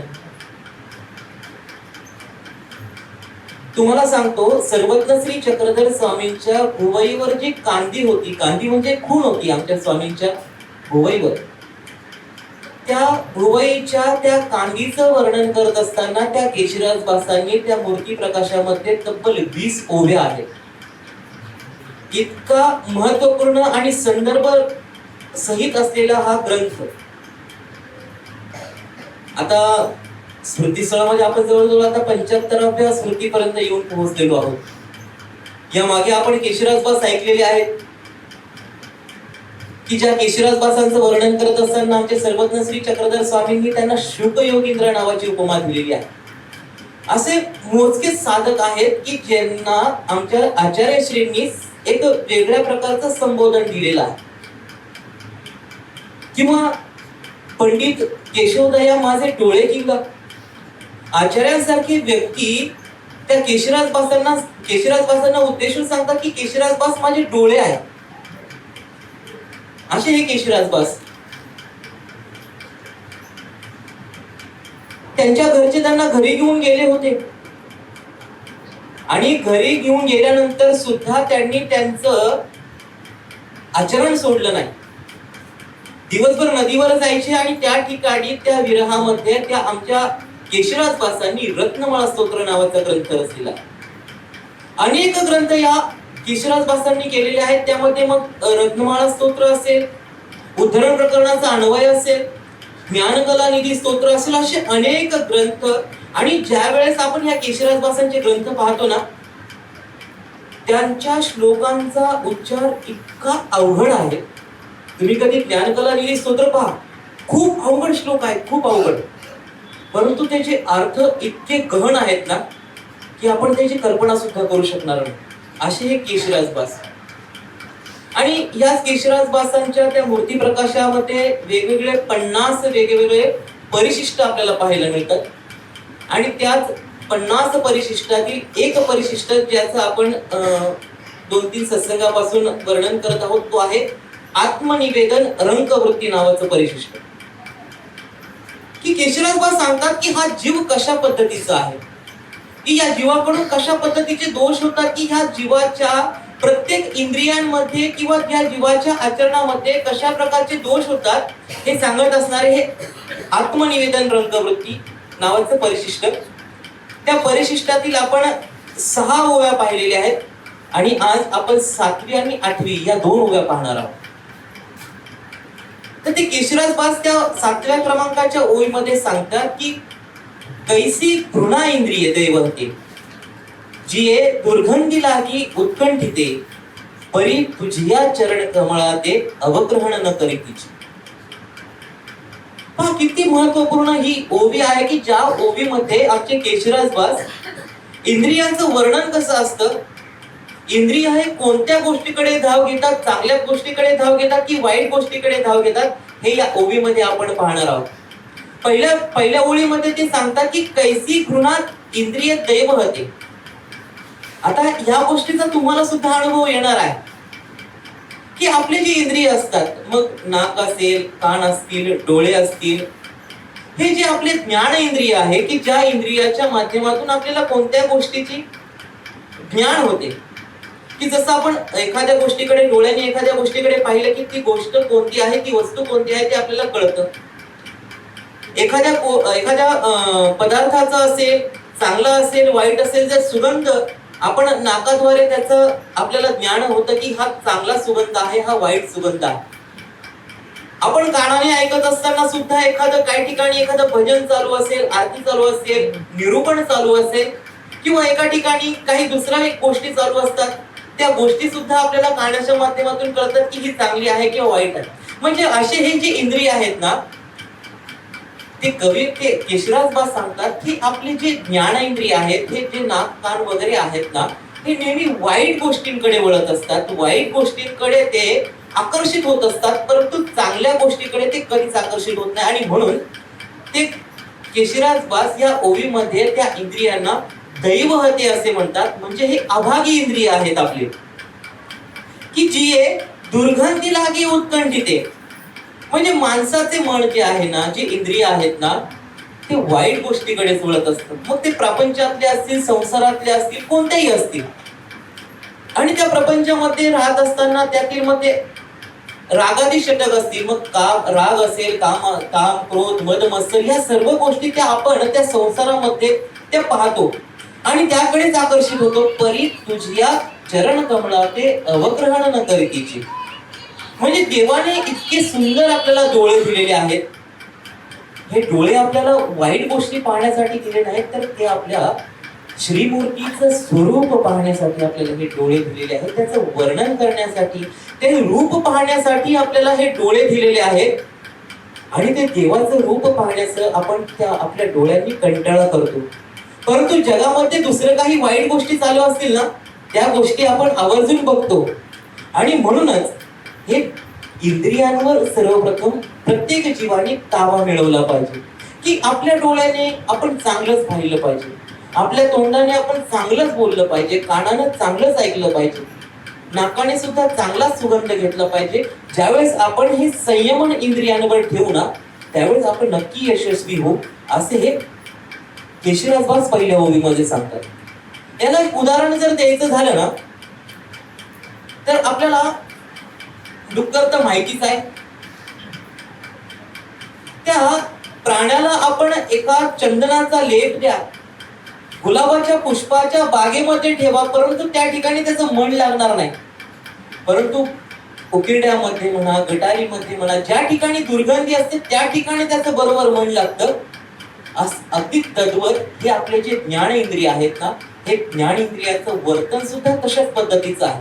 परंतु जोपर्यंत आपण त्यांच्यावर संयमन ठेवत नाही ना, तोपर्यंत आपल्याला परमेश्वराचं जे स्वरूप आहे ना, त्या स्वरूपाचं बघून जो आनंद प्राप्त होणार आहे ना, तो आपल्याला त्या जोपर्यंत आपण त्या इंद्रियांवर नियमन ठेवत नाही तोपर्यंत आपल्याला तो प्राप्त होणार आहे. अशी ही 7व्या क्रमांकाच्या ओळीमध्ये आपल्याला पाहायला मिळते. पुढच्या ओळीमध्ये ते सांगतात की निरयाची ये साळे माते ओढोनी नेती डोळे, परी तुझिया रूपाचे सोहळे भुंजकीची ना. निर्याची ये साळे, सज्जनो पहा, माणसाची दृष्टी इतकी वासगंध आणि मलिन झालेली आहे ना, की त्याला शुद्ध आणि अशुद्धातला फरक सुद्धा कळत नाही. की ज्याप्रमाणे अशुद्धतेची शाळा असं हे कवी त्या ओवीमध्ये त्यांना म्हणतात. माते ओढून येते डोळे. बऱ्याचदा काय होतं की आपल्याला देवधर्म करायचा असतो, पारायण करायचं असतं, साधू संतांचं भजन पूजन करायचं असतं, आपल्या मनामध्ये इच्छा असते, परंतु हे डोळे आपले इंद्रिय आहेत ना, हे नश्वर गोष्टीकडे, इतर वाईट गोष्टींकडे ते आपल्याला आकर्षित करून जातात आणि आपलं मन तिकडं विचलित होऊन जातं. परी तुझिया रूपाचे सोहळे भुंजकीची ना. ज्या डोळ्यांनी आपल्याला भगवंताचे रूप पाहायचं आहे, त्या रूपाकडे, त्या आनंदाकडे आपण त्या इंद्रियांच्या ओघामुळे, इंद्रियांचं ऐकल्यामुळे आपण त्याच्याकडे पाठ फिरवल्या जातो. आणि म्हणूनच आपले मन हे कधीच स्थिर राहत नाही, हे या इंद्रियांमुळेच. आणि म्हणून याचं जर एक उदाहरण द्यायचं जर झालं ना, तर बघा, एखादा अज्ञानी व्यक्ती असेल, एखादा लहान मुलगा असेल, तुम्ही त्याच्या समोर 2 ताट ठेवा, भांड ठेवा, एका ताटामध्ये काचेचे तुकडे ठेवा आणि एका ताटामध्ये कोहिनूर हिरा ठेवा. बघा तो कशाकडे आकर्षित होतो? तो त्या काचाच्या तुकड्यांकडेच आकर्षित होणार, तो त्या कोहिनूर हिऱ्याकडे आकर्षित होणार नाही. कारण आपली दृष्टी तशा पद्धतीची झालेली आहे की जे वेगळे असतील, काहीतरी वेगळं आपल्याला त्या दिसतंय, ते रंगबिरंगी असलेले ते काचेच्या तुकड्याकडेच माणूस आकर्षित होणार, त्या कोहिनूर हिऱ्याकडे माणूस आकर्षित होणार नाही. आणि म्हणूनच तद्वत आपले जे इंद्रिय आहेत ना, हे या मलिन दूषित असलेल्या या वाईट गोष्टींकडेच आकर्षित होतात. जो कोहिनूर हिरा आहे, की जो परमेश्वराचा आनंद आहे, त्या आनंदाकडे आपले इंद्रिय हे कधीच आकर्षित होणार नाही. आणि म्हणून हे कवी आपल्याला या 2 ओव्यांमध्ये ते सांगतात की तुम्ही इंद्रियाचं नियमन केलं पाहिजे, इंद्रियांवर तुमचा ताबा तुम्ही ठेवला पाहिजे, तरच तुम्हाला या सर्व गोष्टी साध्य होणार आहेत. अन्यथा तुम्ही कितीही देवधर्म केला, कितीही तुम्ही पोथी प्रवचन ऐकले, परंतु तुमचे इंद्रिय, तुमचे मन, तुमचे अंतःकरण जर या ठिकाणी नसेल ना, तर तुमच्या एकही गोष्ट लक्षात राहणार नाही. मी सुरुवातीला सांगितलं की आपण जे या ठिकाणी ब्रह्मविद्या श्रवण करणार आहोत, की ब्रह्मविद्या श्रवण करत असताना तुमचं अंतःकरण या ठिकाणीच पाहिजे. आमचे सर्वज्ञ श्री चक्रधर स्वामी सुद्धा सांगतात की ज्याप्रमाणे ज्याच्या अंतःकरणामध्ये परमेश्वराचा वास असतो ना, त्या ठिकाणी त्याच्या अंतःकरणामध्ये दुसऱ्या कोणत्या गोष्टीला जागा नसते. परंतु ज्याच्या अंतःकरणामध्ये इतर गोष्टी असतात ना, त्याला त्या अंतःकरणामध्ये परमेश्वराला कधीच जागा भेटू शकत. आणि म्हणून तुम्ही सुद्धा, आपण सर्वांनाच मी सांगतो की ज्या ठिकाणी निरूपण तुम्ही ऐकत असता, एखादं प्रवचन ऐकत असता, त्या ठिकाणी तुम्ही स्वतःला एकाग्र करण्याचा प्रयत्न करत जा, की ज्या ठिकाणी तुम्ही जे वक्ते असतात, जे निरूपक असतात, ते त्यांच्या पद्धतीने आपल्याला समजून सांगण्याचा प्रयत्न करतात, परंतु तुमचं लक्ष जर घरी असेल, आपला मुलगा आला असेल की नाही, किंवा बाकी काही गोष्टीमध्ये जर तुम्ही तुमचं मन जर विचलित केलं, तर हे ज्या ब्रह्मविद्येचे जे शब्द आहेत ते तुमच्या लक्षात येणार नाही. आणि म्हणून आपण सर्वजण या ठिकाणी एकाग्र असणं खूप गरजेचं आहे. असे हे इंद्रियांवर संयमन ठेवणारे ह्या 2 ओव्या आपण या ठिकाणी पाहिलेल्या आहेत. पुढेही आपण हे जे आत्मनिवेदन रंगवृत्तीचं जे परिशिष्ट आहे ते पुन्हा आपण पुढे चालूच ठेवणार आहोत. आणि आता मूळ आपला जो स्मृतीस्थळाचा विषय आहे, त्या स्मृतीस्थळाच्या विषयाकडे आपण येऊया. मागील स्मृतीमध्ये आपण सर्व विषय मागच्या स्मृतीमध्ये आपण श्रवण केलेला आहे. 74 स्मृती आपल्या या ठिकाणी पूर्ण झालेल्या आहेत आणि आपण आता 75 क्रमांकाच्या स्मृतीला सुरुवात करूया. अनंत देव देह त्यागी श्रावणी प्रत्यंतर निरूपण. स्मृती खूप महत्वाची. स्मृतीस्थळामध्ये आता आपण 75 स्मृतीपर्यंत येऊन पोहोचलेलो आहोत, परंतु या स्मृतीतलं जे पात्र आहे ना, हे वेगळं पात्र आहे. संपूर्ण स्मृतीस्थळामध्ये एकच स्मृती या पात्राची आहे, ते म्हणजे अनंतदेव. त्या अनंतदेवाच्या माध्यमातून सांगत असताना मागे सुद्धा आपण वैराग्यदेव पाहिलेले आहेत, आकाशाचे पुत्र रामदेव पाहिलेले. अगदी कोवळ्या वयाचे 15, 16, 17, 18 वर्षाचे असे हे साधक आहेत. वैराग्यदेव हे त्याच वयाचे होते, आमचे आकाशाचे पुत्र रामदेव सुद्धा त्याच वयाचे होते, आणि हे अनंतदेव जे आहेत ना, ते सुद्धा त्याच वयाचे आहेत, अगदी कोवळ्या वयाचे, की ज्यांना ईश्वर मार्गाचा योग प्राप्त झाला. आचार्यश्रींसारखे श्री गुरु त्यांना प्राप्त झाले, त्यांच्याकडून त्यांना श्रवण झालं, बोध झाला. परंतु काही काहींचा अधिकार पहा कशा पद्धतीचा असतो. कधी कधी कुटुंब सहमत असतं. आपल्याला सर्वांना सुद्धा हा अनुभव येत असतो की काही जरी जे वासनिक आहेत ना, त्यांना खूप अनुसरणाची इच्छा असते, परंतु प्रपंचातील काही अडचणी असतात, काही अडथळे असतात. त्या अडथळ्यामुळे त्यांना अनुसरणाला प्रवृत्त होता येत नाही, अनुसरण घेता येत नाही. आणि अगदी तद्वत असा काहीतरी प्रसंग या अनंत देवांच्या माध्यमातून. आकाशाचे पुत्र रामदेव आपण पाहिलेले आहेत. त्या आकाशांचा त्या आपल्या मुलाने इंद्रियार्थ पदार्थ घ्यावा याबद्दल आग्रह होता. त्यांचा संन्यासाबद्दल किंवा अनुसरणाबद्दल त्यांचा आग्रह म्हणजे नव्हता की तू अनुसरू नको, असं त्यांची इच्छा नव्हती. परंतु जे वृक्षांना ते भोजन करत होते त्यांना वाटायचं की इंद्रियार्थ पदार्थ काहीतरी घ्यावा, अशी त्या आकाशाची इच्छा असायची. परंतु या ठिकाणी अनंत देवाचं वेगळं आहे. अनंत देवाच्या आईचा संपूर्ण विरोध होता. आणि असंच हे अनंत देव आमच्या आचार्यश्रींकडे यायचे, बसायचे, निरूपण ऐकायचे. प्रवृत्ती झाली. एक दिवस घरून निघाले, आचार्यश्रींकडे आले, 4-5 दिवस थांबले आणि अनुसरणच घेऊन टाकले, संन्यास घेऊन टाकला. आणि संन्यास घेतल्यानंतर अटन विजन भिक्षा भोजन हे 7 नित्य विधी ते आचरू लागले.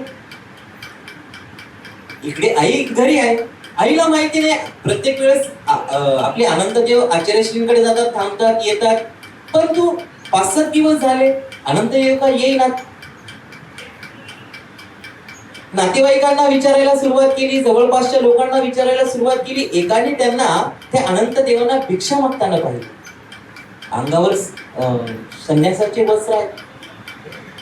आणि त्यांनी सांगितलं की अहो, तुमच्या मुलांनी तर संन्यास घेतलेला आहे, त्यांना मी भिक्षा मागताना पाहिलेला आहे.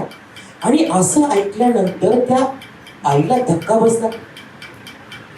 आणि धक्का बसल्यानंतर आता काय करायचं म्हणून ती आई आचार्यश्रींकडे आली. आणि आचार्यश्रींकडे आल्यानंतर त्यांनी काय काय सांगितलं आणि कसं कसं या सर्व गोष्टी या स्मृतीमध्ये आपल्याला पाहायला मिळतील की एका स्मृतीमध्ये ते अनंतदेव आपल्याला दिसतात आणि त्यांचं देहावसान सुद्धा या स्मृतीमध्ये आपल्याला पाहायला मिळतं. घरात अनेक उपदेश असतात म्हणजे आपण सर्वसाधारण गोष्टींचा विचार करूया. एखाद्याला खूप अनुसरणाची इच्छा असते, परंतु बाकी सगळे अन्य असतात. काही काही जणांचं असं असतं की सगळे उपदेश आहेत, परंतु त्या लोकांची इच्छा असते की मुलाचं लग्न होऊ द्या, मुलीचं लग्न होऊ द्या, सर्व व्यवस्थित होऊ द्या आणि मग तुम्ही अनुसरा. परंतु ह्या ज्या गोष्टी आहेत ना, ह्या एखाद्या व्यक्तीला, एखाद्या वासनिकाला अनुसरणासाठी अडथळे काय येतात ते आपण पुढे अनुक्रमे स्मृतीमध्ये पाहणारच आहोत. परंतु हे अडथळे कशामुळे येतात, काय येतात आणि अनंत देवांच्या माध्यमातून सुद्धा काय काय प्रसंग घडला तो आपण या पुढील स्मृतीमध्ये पाहणार आहोत की वासनिकांना आदर्श असणारी ही स्मृती आहे. अनंत देव कवनी गावीचे हे निजे. स्मृतीस्थळकार सांगतात की अनंत देव हे कवनी गावीचे नेहमीचे, म्हणजे अनंत देवांचं गाव कोणतं होतं, ते कोणत्या गावाचे होते हे स्मृतीस्थळकार सांगतात की आम्हाला माहिती नाही. परे भटोबासा पासोनी तयासी श्रवण होते. तर आचार्यश्रींपासून त्यांना श्रवण झालेलं होतं, बोध झालेला होता. आचार्यश्रींचं की एक वाणी अमृत वर्षिणी, की आचार्यश्रींची वाणीच अशी होती ना की आचार्यश्रींची वाणी ऐकल्यानंतर जर आचार्यश्रींनी भिक्षा या नावाचा जर उच्चार केला ना, की ज्या घरामध्ये एखादं बालक रडत असेल तर त्या भिक्षा या शब्दानं ते रडणारं बालक शांत व्हायचं आणि आचार्यश्रींच्या श्रीमुखांकडे बघायचं. इतकी मधुर वाणी आमच्या आचार्यश्रींची होती आणि अशा मधुर वाणी असलेल्या आचार्यश्रींपासून त्या अनंत देवांना बोध झालेला होता. निंबेया प्रांती समितची तयाचा गाव. एक मत असं आहे की परभणी जिल्ह्यातील निंबा जे गाव आहे, त्या निंबा गावाच्या जवळ समीप त्या अनंत देवाचं गाव होतं, असं एक मत आहे. हे दाकुटेची परायेची. ते धाकुटेची परायाचे. धाकुटेची म्हणजे वयाने लहान होते, 17-18 वर्षाचे असतील, अगदी कोवळे असलेले ते अनंत देव. परयाचे म्हणजे त्यांच्या घरातील जे इतर व्यक्ती होते, आई असेल, बाकी त्यांचा जो परिवार असेल, तो सर्व अन्य होता. उपदेशी नव्हता, त्यांना मानव संप्रदायाबद्दल काही माहिती नव्हतं, भटमार्गाबद्दल काही माहिती नव्हतं, अगदी वेगळे असलेले फक्त अनंत देवच फक्त आचार्यश्रींकडे आपल्या मानव संप्रदायामध्ये म्हणा, भटमार्गामध्ये यायचे, त्यांना श्रवण असायचं. पिता सवर्तमान नभता माता होती. त्यांचे वडील सरलेले होते, वडील सवर्तमान होते आणि माता होती म्हणजे त्यांना त्यांची आई होती. ऐसा एको दिसो ते भटोबासाची भेटीसी आले. अधूनमधून आचार्यश्रींच्या भेटीसाठी यायचे, एक दिवस राहायचे, घरी जायचे, निरूपण ऐकायचे, श्रवण ऐकायचे आणि ते सर्व गोष्टी लक्षात ठेवून त्यांच्या मनामध्ये त्यांनी ठरवलं होतं की आपल्याला अनुसरण घ्यायचं. अनुसरणाशिवाय आपल्याला गत्यंतर नाही, अनुसरणाशिवाय आपल्याला परमेश्वर भेटणार नाही, अनुसरणाशिवाय आपल्याला परमेश्वराचं प्रेम भेटणार नाही, अनुसरणाशिवाय आपल्याला मोक्ष प्राप्ती होणार नाही, हे त्यांच्या मनामध्ये अगदी त्यांच्या अंतःकरणामध्ये आचार्यश्रीच्या शब्दाने अगदी कोरून ठेवलेलं होतं. आणि म्हणून ते आचार्यश्रींच्या भेटीसाठी नेहमी येत असत आणि भिक्षा केली. आणि असं ये जा करत असताना एक दिवस उपरती आली, निश्चय झाला आणि आचार्यश्रींकडे आली आणि अनुसरली. हे ऐकून तयाची माता नियावया आली. आता ही गोष्ट आईला समजली की आपल्या मुलाने आपल्या आता संन्यास घेतलेला आहे, भिक्षा घेतलेली आहे आणि आता काय करायचं. आता तुम्ही पहा, आपला जर मुलगा असेल, त्या मुलाचं एखाद्या मुलाशी भांडण झालं तर आपण त्या मुलाला पकडतो का, की त्या मुलाकडे तक्रार करतो का, नाही त्याच्या आईकडे आपण तक्रार करतो. अगदी तद्वत आता अनंतदेव कुणाकडे अनुसरलेले आहेत, आचार्यश्रींकडे. म्हणून आता ही माता आचार्यश्रींकडे निघालेली आहे. हे नवसतीची. आणि आचार्यश्रींकडे आल्यानंतर त्यांनी चौकशी केली, समजलं, सर्व गोष्टी त्यांना कळाल्या, धक्का बसला. आणि आल्यानंतर आता सर्वप्रथम आपण कुणाला बोलणार, पहिले मुलाला आपण बोलणार. आणि त्या आईने त्या अनंतदेवांना सांगितलं की तू घरी चल. परंतु निश्चय केलेल्या त्या अनंतदेव मात्र घरी जायला तयार होईना. मग आता काय करायचं, तर आपण आता आचार्यश्रींशी बोलूया. मग माता भटोबासा ते म्हणितले, भटो या ते धाडा, ना तरी मी तुम्हावरी विष खाईन. माता आचार्यश्रींशी बोलायला लागली की सर्व आता सुरुवातीला तर त्या मातेने सरळ सरळ आचार्यश्रींना विचारलं की मला एकुलता एक मुलगा आहे आणि त्यांनी जर संन्यास घेतला, तो जर अनुसरला, तर मला मला पुढचं भविष्य काय आहे किंवा मला कोण सांभाळणार.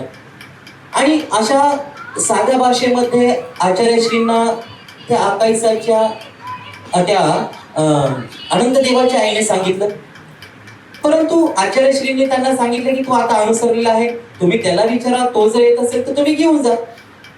परंतु असा संवाद झाल्यानंतर मात्र आता ती आई संतापलेली आहे.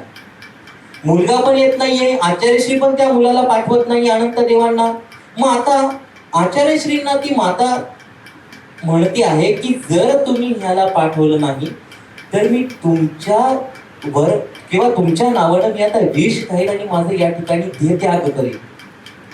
भटोबासी म्हणितले, अनंता मज कारणे जाएगा. आता पहा, त्या आईने असं सांगितलेलं आहे. आचार्यश्रींना वाटलं की आता ह्या आई त्यांच्या हट्टाला पेटलेल्या आहेत. आता अनंत देवांना आपल्या पाठवल्याशिवाय गत्यंतर नाही.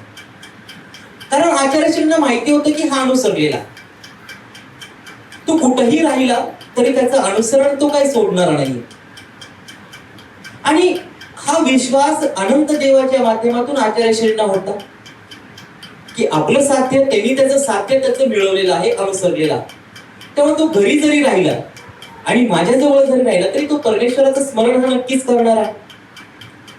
आणि एका ठिकाणी आचार्यश्रींचं एक उद्गार आपल्याला पाहायला मिळतं की आचार्यश्री स्वामींना प्रश्न विचारतात की वेशाची मर्यादा काय आहे, की वेशाचं कुठपर्यंत आपण पालन केलं पाहिजे किंवा वेशाचं पालन केल्याने आपल्याला काय होणार आहे. तर स्वामी म्हणतात की देहपर्यंत पुरुष उरलाची असते. म्हणजे त्याने वस्त्र धारण केलेलं असू द्या किंवा नसेल करू द्या, परंतु त्याने मनाने जर ठरवलेला असेल, अनुसरलेला आहे तो, तर त्या पुरुषाचं परमेश्वर नक्कीच त्याचं अनुसरण सिद्धीस नेत असतात. आणि हे आचार्यश्रींना माहिती होतं की आचार्यश्रीने आधी विचार केला की काही जणांना प्रापंचिक अडथळे पण असतात, की जसं आपल्याला लीळाचरित्रामध्ये आपण पुढे अनुक्रमे ते चरित्र पाहणार आहोत की पूर्वार्धातलं 373 क्रमांकाचं एक चरित्र आहे. जळगाव जिल्ह्यातील भडगाव येथील ते चरित्र आहे पद्मनाभी देवाचं. की ते पद्मनाभी देव सुद्धा स्वामींजवळ राहायचे, सेवा करायचे, व्यापार करायचे. एक दिवस आमच्या सर्वज्ञश्री चक्रधर स्वामींची क्षौर झालेलं होतं. आणि ते क्षौर झाल्यानंतर ते पद्मनाभी देवाने सुद्धा आग्रह केला की मला सुद्धा क्षौर करायचं आहे. उड्या मारू लागले, नाचू लागले, आग्रह धरला. आणि बाईसांना आनंद वाटला. बाईसा स्वामींना विचारते की पोरू आग्रह करतोय, परंतु स्वामींना त्यांचं भविष्य माहिती होतं. आणि म्हणून स्वामी त्या ठिकाणी म्हणतात की हे दिस चारी हरड भरड, म्हणजे हे काही जास्त दिवस त्यांचं राहणार नाही. आणि म्हणून तो प्रसंग सुद्धा आपल्याला पुढे पाहायला मिळतो की वाकीजवळ त्यांचे भाऊ, त्या पद्मनाभी देवाचे भाऊ जे जोग नायक होते ना, ते सुद्धा स्वामींजवळ अशाच हेतूने आले की पद्मनाभीला तुम्ही घरी पाठवा, नाहीतर मी तुम्हाला उपद्रव करेन. अगदी तद्वत हा प्रसंग सुद्धा या ठिकाणी असाच आहे की ती माता सुद्धा त्या आचार्यश्रींना म्हणते की तुम्ही जर याला पाठवलं नाही तर मी तुम्हावर या ठिकाणी विष करू. आणि म्हणून की एखाद्या पुरुषाने, एखाद्या जीवाने पूर्वील जन्मी एखाद्याच्या अनुसरणाला जर तो आड आला असेल, एखाद्या जीवाला जर अनुसरायचं असेल, त्याला जर तो आड आला असेल, तर त्याला सुद्धा पुढील प्रस्तुत जन्मामध्ये, देहामध्ये त्याला अनुसरणाला अडथळे येत असतात. आणि तोच पूर्वील जन्मीचा दोष या ठिकाणी या अनंत देवाचा सुद्धा उभा ठाकला होता. त्यांनी सुद्धा, त्यांच्याकडून सुद्धा कळत न कळत एखाद्याच्या अनुसरण घेणाऱ्या पुरुषाला अनुसरणापासून प्रवृत्त केलं असेल, म्हणून त्यांना सुद्धा हे प्रापंचिक अडथळे, अनुसरणाला अडथळे या ठिकाणी उभे राहिले. आणि मग आचार्य श्री त्यांना म्हणतात की अनंता मज कारणे जाएगा. आता गुरु आज्ञा आहे. अनंत देवांना आमचे आचार्य श्री म्हणतात की आता तुम्ही तुमच्या आईसोबत घरी जा. गेले तव तया ज्वरू आला. आईचा टोकाचा हट्ट पाहून अनर्थ टाळण्यासाठी आचार्य श्रींनी अनंत देवांना सांगितलं की आता जर तुझ्या आईने जर या ठिकाणी विष घेतलं तर या सगळ्या गोष्टीचं पातक मला लागणार आहे. म्हणून तू तुझ्या आईसोबत जा. गुरुआज्ञा पालन करून आमचे अनंत देव त्यांच्या आईसोबत त्यांच्या घरी गेलेले आहेत. अगदी 7-8 दिवस या सर्व पुढील गोष्टी झालेल्या आहेत. घरी गेले. ईश्वर विरह, आचार्यांचा विरह, गुरुचा विरह, परमार्गाचा विरह, हा सर्व विरह एकत्र होऊन त्या अनंत देवांना प्रचंड ज्वर आले, खूप ज्वर आले. माता म्हणितले बानंता वातसी. तेही म्हणितले जैसे भटोबासा ते म्हणितले धाडा. नादरे मी विष खाईन. आईने उपचार करायला सुरुवात केली. वैद्य आणला, वेगवेगळ्या प्रकारचे औषधं दिली, परंतु ज्वर काही कमी होईल. आता ज्वर कमी होत नाहीये. अनंत देवाची प्रकृती खालावत चाललेली आहे. डोळे लाल गुंद झालेले आहेत. अगदी ज्वराने त्यांचं अंग फडफडलेलं आहे, अशी अवस्था येऊन ठेवलेली आहे. आणि आता ती आई त्या अनंत देवाला म्हणते बानंता वातसी. अनंत, काही केल्याने तुझा जीव वाचणार आहे. काय उपाय करू आणि कोणता उपाय केल्यानंतर तुझा ज्वर हा कमी होणार आहे. तेही म्हणितले जैसे भटोबासा ते म्हणितले धाडा. ना तरी मी विष खाईन. मग पहा आमचे अनंतदेव काय म्हणतात. इतक्या कठीण असलेल्या अवस्थेमध्ये सुद्धा त्यांचे शब्द हे कसे आहेत. ते अनंतदेव म्हणतात की त्या दिवशी तू आचार्य श्रींजवळ कशी म्हणली की तुम्ही जर याला पाठवलं नाही तर मी विष खाईन. आज सुद्धा तू त्या यमाला म्हण ना. तैसेची काळासी मनसील तरी वांचेल. काळासी म्हण ना की माझ्या मुलाला घेऊन जाऊ नको. तुझं ऐकतो का बघ. आणि असे शब्द म्हणल्यानंतर त्या आईला आपल्या केलेल्या कृत्याचा पश्चाताप होऊ लागला. आणि पश्चाताप झालेल्या त्या आईच्या त्या दुःखातच अगदी 4-5 दिवसामध्येच त्या अनंत देवाचं त्या ज्वराच्या माध्यमातूनच ध्यावसन झालं. तैसेची तेही देव ठेविले. ध्यावसन त्या मातेच्या घरी त्या अनंत देवाचं झालेलं आहे. ते भटोबासी ऐकिले मग म्हणितले अनंता सारिका शिष्य जाये. आणि गुरु तरी पोटी सुरू सोये. माझे निमित्ते गेला. अनंत देवाचं देहावसान झालं ही गोष्ट आचार्यांशी जवळ येऊन पोहोचली. प्रचंड दुःख झाले. आपला शिष्य इतका विद्वान, इतका गोळ्या वयाचा असलेला शिष्य, आणि आपण सांगितलं, आचार्यश्रींनी सांगितलं म्हणून तो घरी गेला ना. आचार्यश्रींनी सांगितलं नसतं तो घरी गेला नसता. आणि म्हणून आचार्यश्री या ठिकाणी सांगतात की माझे निमित्ते गेला. आणि असं जर कर्मराटेतील एखादा गुरु जर असेल ना, कर्मराटेतला, त्याचा असा जर अनंत देवासारखा जर एखादा शिष्य असेल ना, तर आचार्यश्री म्हणतात की त्या कर्मराटीतील त्या गुरुने स्वतःच्या पोटामध्ये सुरी खोसून देहत्याग केला असता जर त्यांचा शिष्य असा गेला असता तर. कारण माझेने निमित्त गेला. आचार्यश्री म्हणतात की मी सांगितलं म्हणून अनंतदेव घरी गेले नाही तर तसे घरी गेले नसते. आणि म्हणून हीच गोष्ट सांगत असताना आमचे आचार्यश्री पुढे काय सांगतात पहा. तवे की भटोबा साते पुसले त्यासी काही होईल भटोबासी म्हणितले ते पुरुष होनी जन्मती. तर बघ त्याचा आचार्यश्रींनी असं म्हणल्यानंतर सोबत असलेल्या एका भक्तिजनांनी आचार्यश्रींना प्रश्न विचारला की तयासी काय होईल. अनंत देवांचं देहावसान झालेलं आहे. परमार्गामध्ये नाही झालं, त्यांचं घरी गेल्यानंतर त्यांचं देहावसान झालेलं आहे. मग त्यांना काय होईल. भटोबासी म्हणितले ते पुरुष होनी जन्मती मग दर्शन होईल. आचार्यश्री निर्वचिले म्हणजे निर्वच सांगतात, निर्णय सांगतात की अनंत देवासारख्या जर साधकाचा ईश्वर विरहामध्ये, स्वामी विरहामध्ये, गुरुच्या विरहामध्ये, परमार्गाच्या विरहामध्ये देहावसान झालं तर त्यांना पुरुष होणी जन्मविती. म्हणजे त्यांना पुढील जन्म पुरुष देहाचा प्राप्त होईल. सुखिया श्रीमंताच्या घरी पुरुष होणी जन्मविती.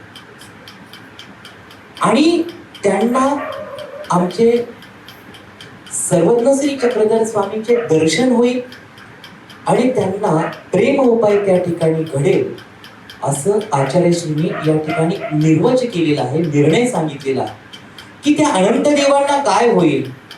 अनंत देव हे नक्कीच पुनःसंबंधांना पात्र होणार. आणि अनंत देवच नव्हे तर वैराग्य देव असतील, आमचे आकाईसाचे पुत्र रामदेव असतील, हे सर्वच जे कोवळे वयाचे आहेत ना, आचार्यश्रींना त्यांचं दुःख आहे. अगदी कोवळ्या वयामध्ये गेलेले हे जे साधक आहेत ना, हे त्यांनी आपलं परमेश्वराचं प्रेम प्राप्त करण्याचं कार्य अतिशय त्यांच्या पद्धतीने त्यांनी केलेलं आहे. त्यांचं अधिकाराच्या माध्यमातून त्यांनी त्यांचं आचरण करून परमेश्वर प्राप्तीचा, परमेश्वराचा प्रेम प्राप्त करण्याचा योग त्या ठिकाणी प्राप्त केलेला आहे. आणि असं हे अनंत देव की एका स्मृतीमध्ये आपल्याला त्यांचं संपूर्ण चरित्र ह्या एका स्मृतीमध्ये आपल्याला पाहायला मिळालं. आणि असेच हे अनंत देव त्यांच्या प्रेमाला, सर्वज्ञ श्री चक्रधर स्वामींच्या प्रेमाला पात्र झाले अशी ही स्मृती आपण या ठिकाणी पाहिलेली आहे.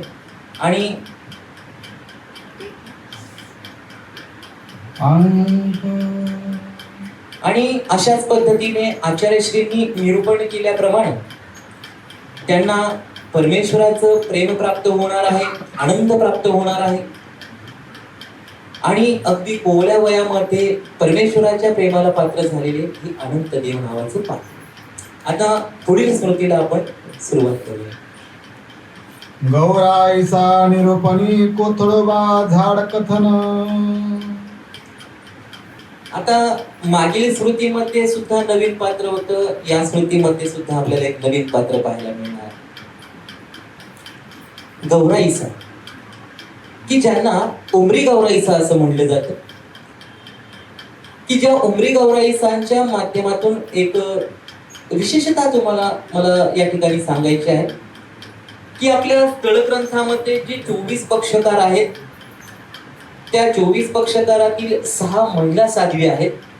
आणि त्या 6 महिला साध्वी मधली एक जी महिला आहे ती आहे ही उमरी गौराईसा, की ज्या पक्षामध्ये त्यांचा उल्लेख येतो.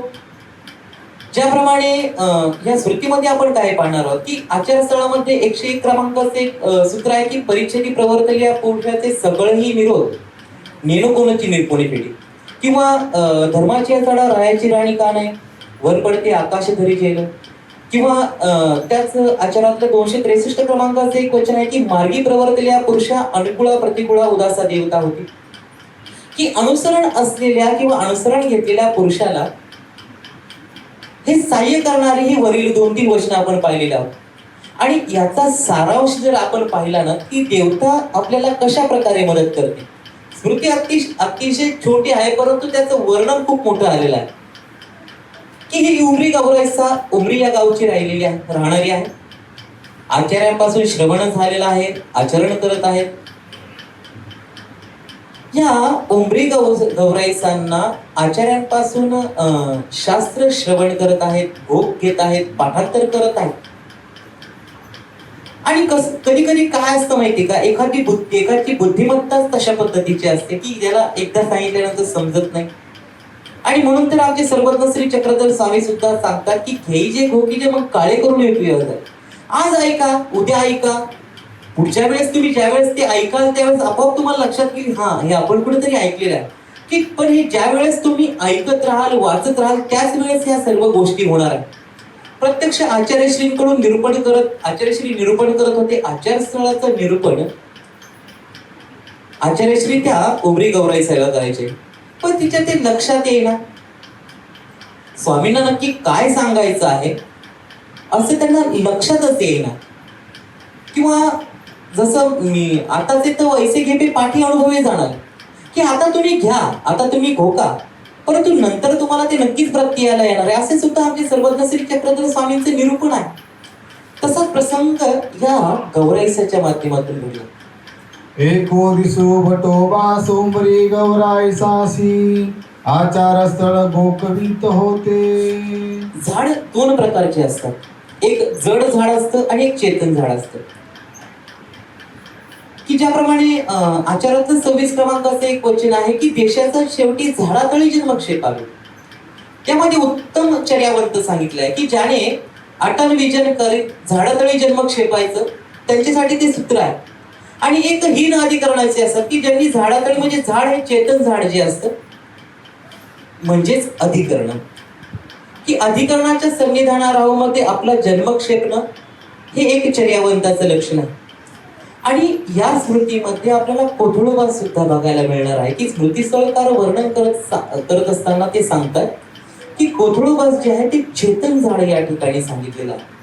आणि ती स्मृती कशा पद्धतीची आहे, कशा पद्धतीने त्या उमरी गौराईसाला त्या शास्त्र श्रवणामध्ये उजळता प्राप्त झाली हे आपण या स्मृतीमध्ये पाहणार आहोत. एको दिसो भटोबा सोमरी गौराईसासी आचारस्थळ गोकवित होते. सर्व शिष्यांना निरूपण करत असणारे आचार्य श्री त्या उमरी गौराईसांना सुद्धा आचारस्थळ भोगवत होते, परंतु पाठ करून घेत होते. परे तयासी नये नुमटे. पाठ करायचा प्रयत्न करत होती, वाचायची पाठ करायचा प्रयत्न करायची, परंतु तो भोग काय त्यांचा पाठ होत नव्हता, त्यांना काही समजत नव्हतं. मग भटोबासी म्हणितले गौराई तुझ तरी येना, तू जाये मातुची झाडची बोलेल. आता गुरु किती वेळ सांगणार, एकदा सांगतील, दोनदा सांगतील, 3 वेळा सांगतील, पण सारखं सांगून सुद्धा त्या उमरी गौराईसांच्या ते लक्षात येईना.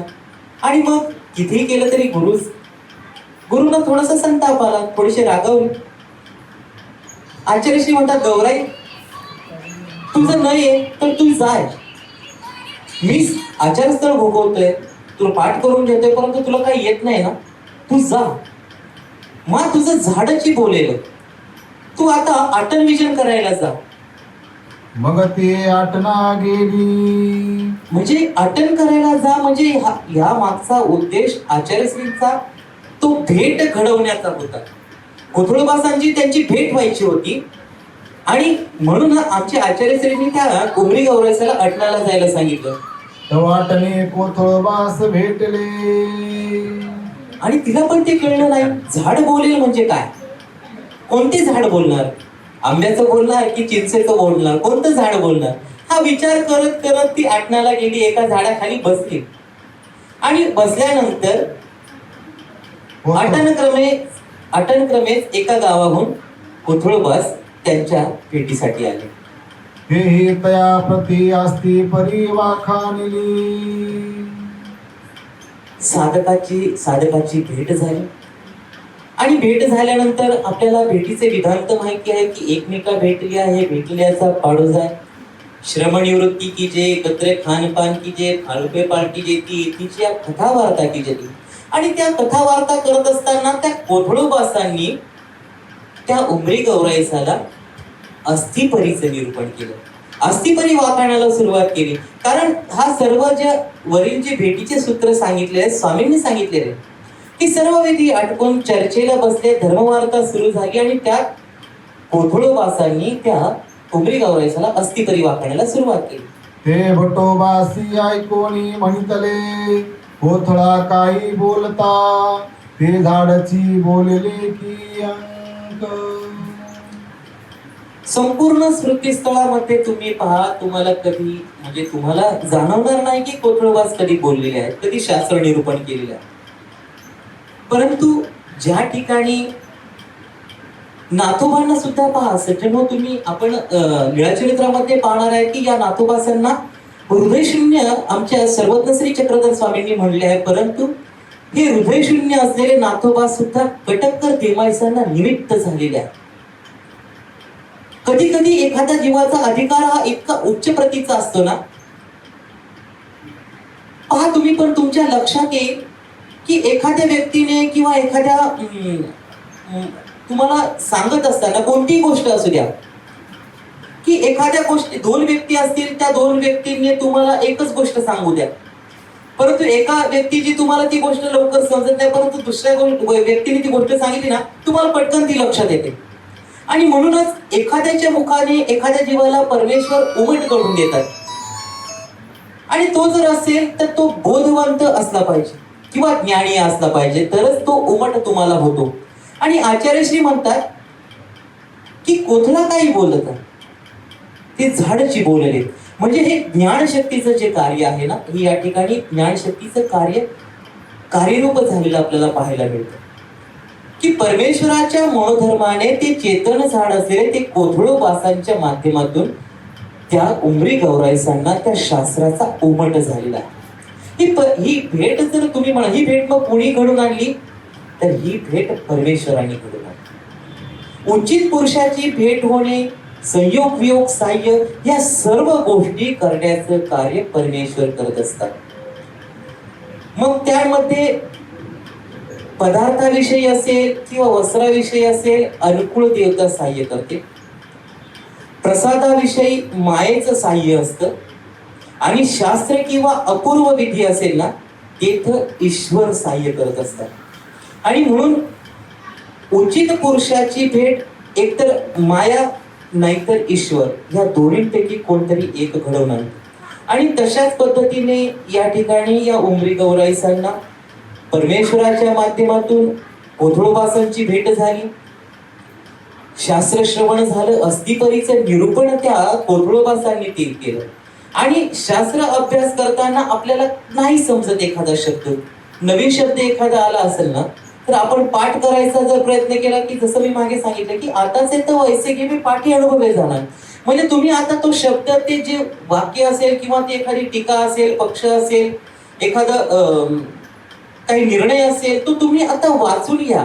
आम्ही पण आता लीळाचरित्र असेल, स्मृतीस्थळ असेल, आम्ही तुम्हाला निरूपण करण्याचा प्रयत्न करतो आहोत. एक एक शब्दाचे आम्ही तुम्हाला अर्थ करून सांगतो आहोत. पण तुम्ही ते जर ऐकले ना, तर तुम्हाला ज्या वेळेस पुढच्या वेळेस तुम्ही की ही स्मृती ऐकाल, ते चरित्र ऐकाल ना, तुमच्या ते लक्षात येईल की आपण त्या सत्संगामध्ये ती स्मृती ऐकलेली आहे, ते चरित्र आपण ऐकलेलं आहे. आणि म्हणूनच या ठिकाणी त्या उचित पुरुषाची भेट त्या उमरी गौराईसांना घडवली. आणि या ठिकाणी आमचे आचार्यश्री त्या स्मृतीमध्ये एक आवर्जून एक संदेश आपल्याला देत आहे की या शास्त्राचं आपण नेहमी आवर्तन केलं पाहिजे. कारण ब्रह्मविद्या जी आहे ना, ही कापूरवत गोष्ट असते. ज्याप्रमाणे कापूर पहा, तुम्ही मोकळा ठेवा, तो कधी त्या हवेमध्ये त्याचं विरघळून जातो, ते तुम्हाला सुद्धा लक्षात येत नाही. अगदी तद्वत या ब्रह्मविद्येचं, या शास्त्राचं तुम्ही जर आवर्तन ठेवलं, त्याचं चिंतन ठेवलं, मनन ठेवलं, तरच ते तुमचं शास्त्र कार्यरूप राहणार आहे, तुमचं ते शास्त्र जिवंत राहणार आहे. परंतु तुम्ही जर त्याच्यावर आवर्तन ठेवलं नाही, तुम्ही आज पाठ केलंय, पुन्हा कधीतरी पोथी उघडायची, पुन्हा कधीतरी तो निर्णय पाहायचा, ती टीका पाहायची. असं जर तुम्ही केलं ना तर तुमचं शास्त्र कार्यरूप राहणार नाही, ते तुमच्या अंतःकरणामध्ये बीजरूप राहणार नाही. आणि म्हणूनच हा महत्वपूर्ण संदेश या स्मृतीतून आपल्या आचार्यश्रींनी हाच दिलेला आहे की ब्रह्मविद्या घेत असताना, शास्त्र श्रवण करत असताना अंतःकरणपूर्वक एकाग्र चित्ताने ते श्रवण करा. श्रवण केलेलं शास्त्र, श्रवण केलेली ब्रह्मविद्या आवर्तन करा. आज करा, उद्या करा, कायमस्वरूपी जर तुम्ही त्याचं आवर्तन ठेवलं तर तुमची ती कार्यरूप राहणार आहे. वैयक्तिक आमचं सुद्धा मी तुम्हाला उदाहरण सांगतो की आज सुद्धा आम्ही या ठिकाणी स्मृतीस्थळ तुम्हाला सांगतो आहोत.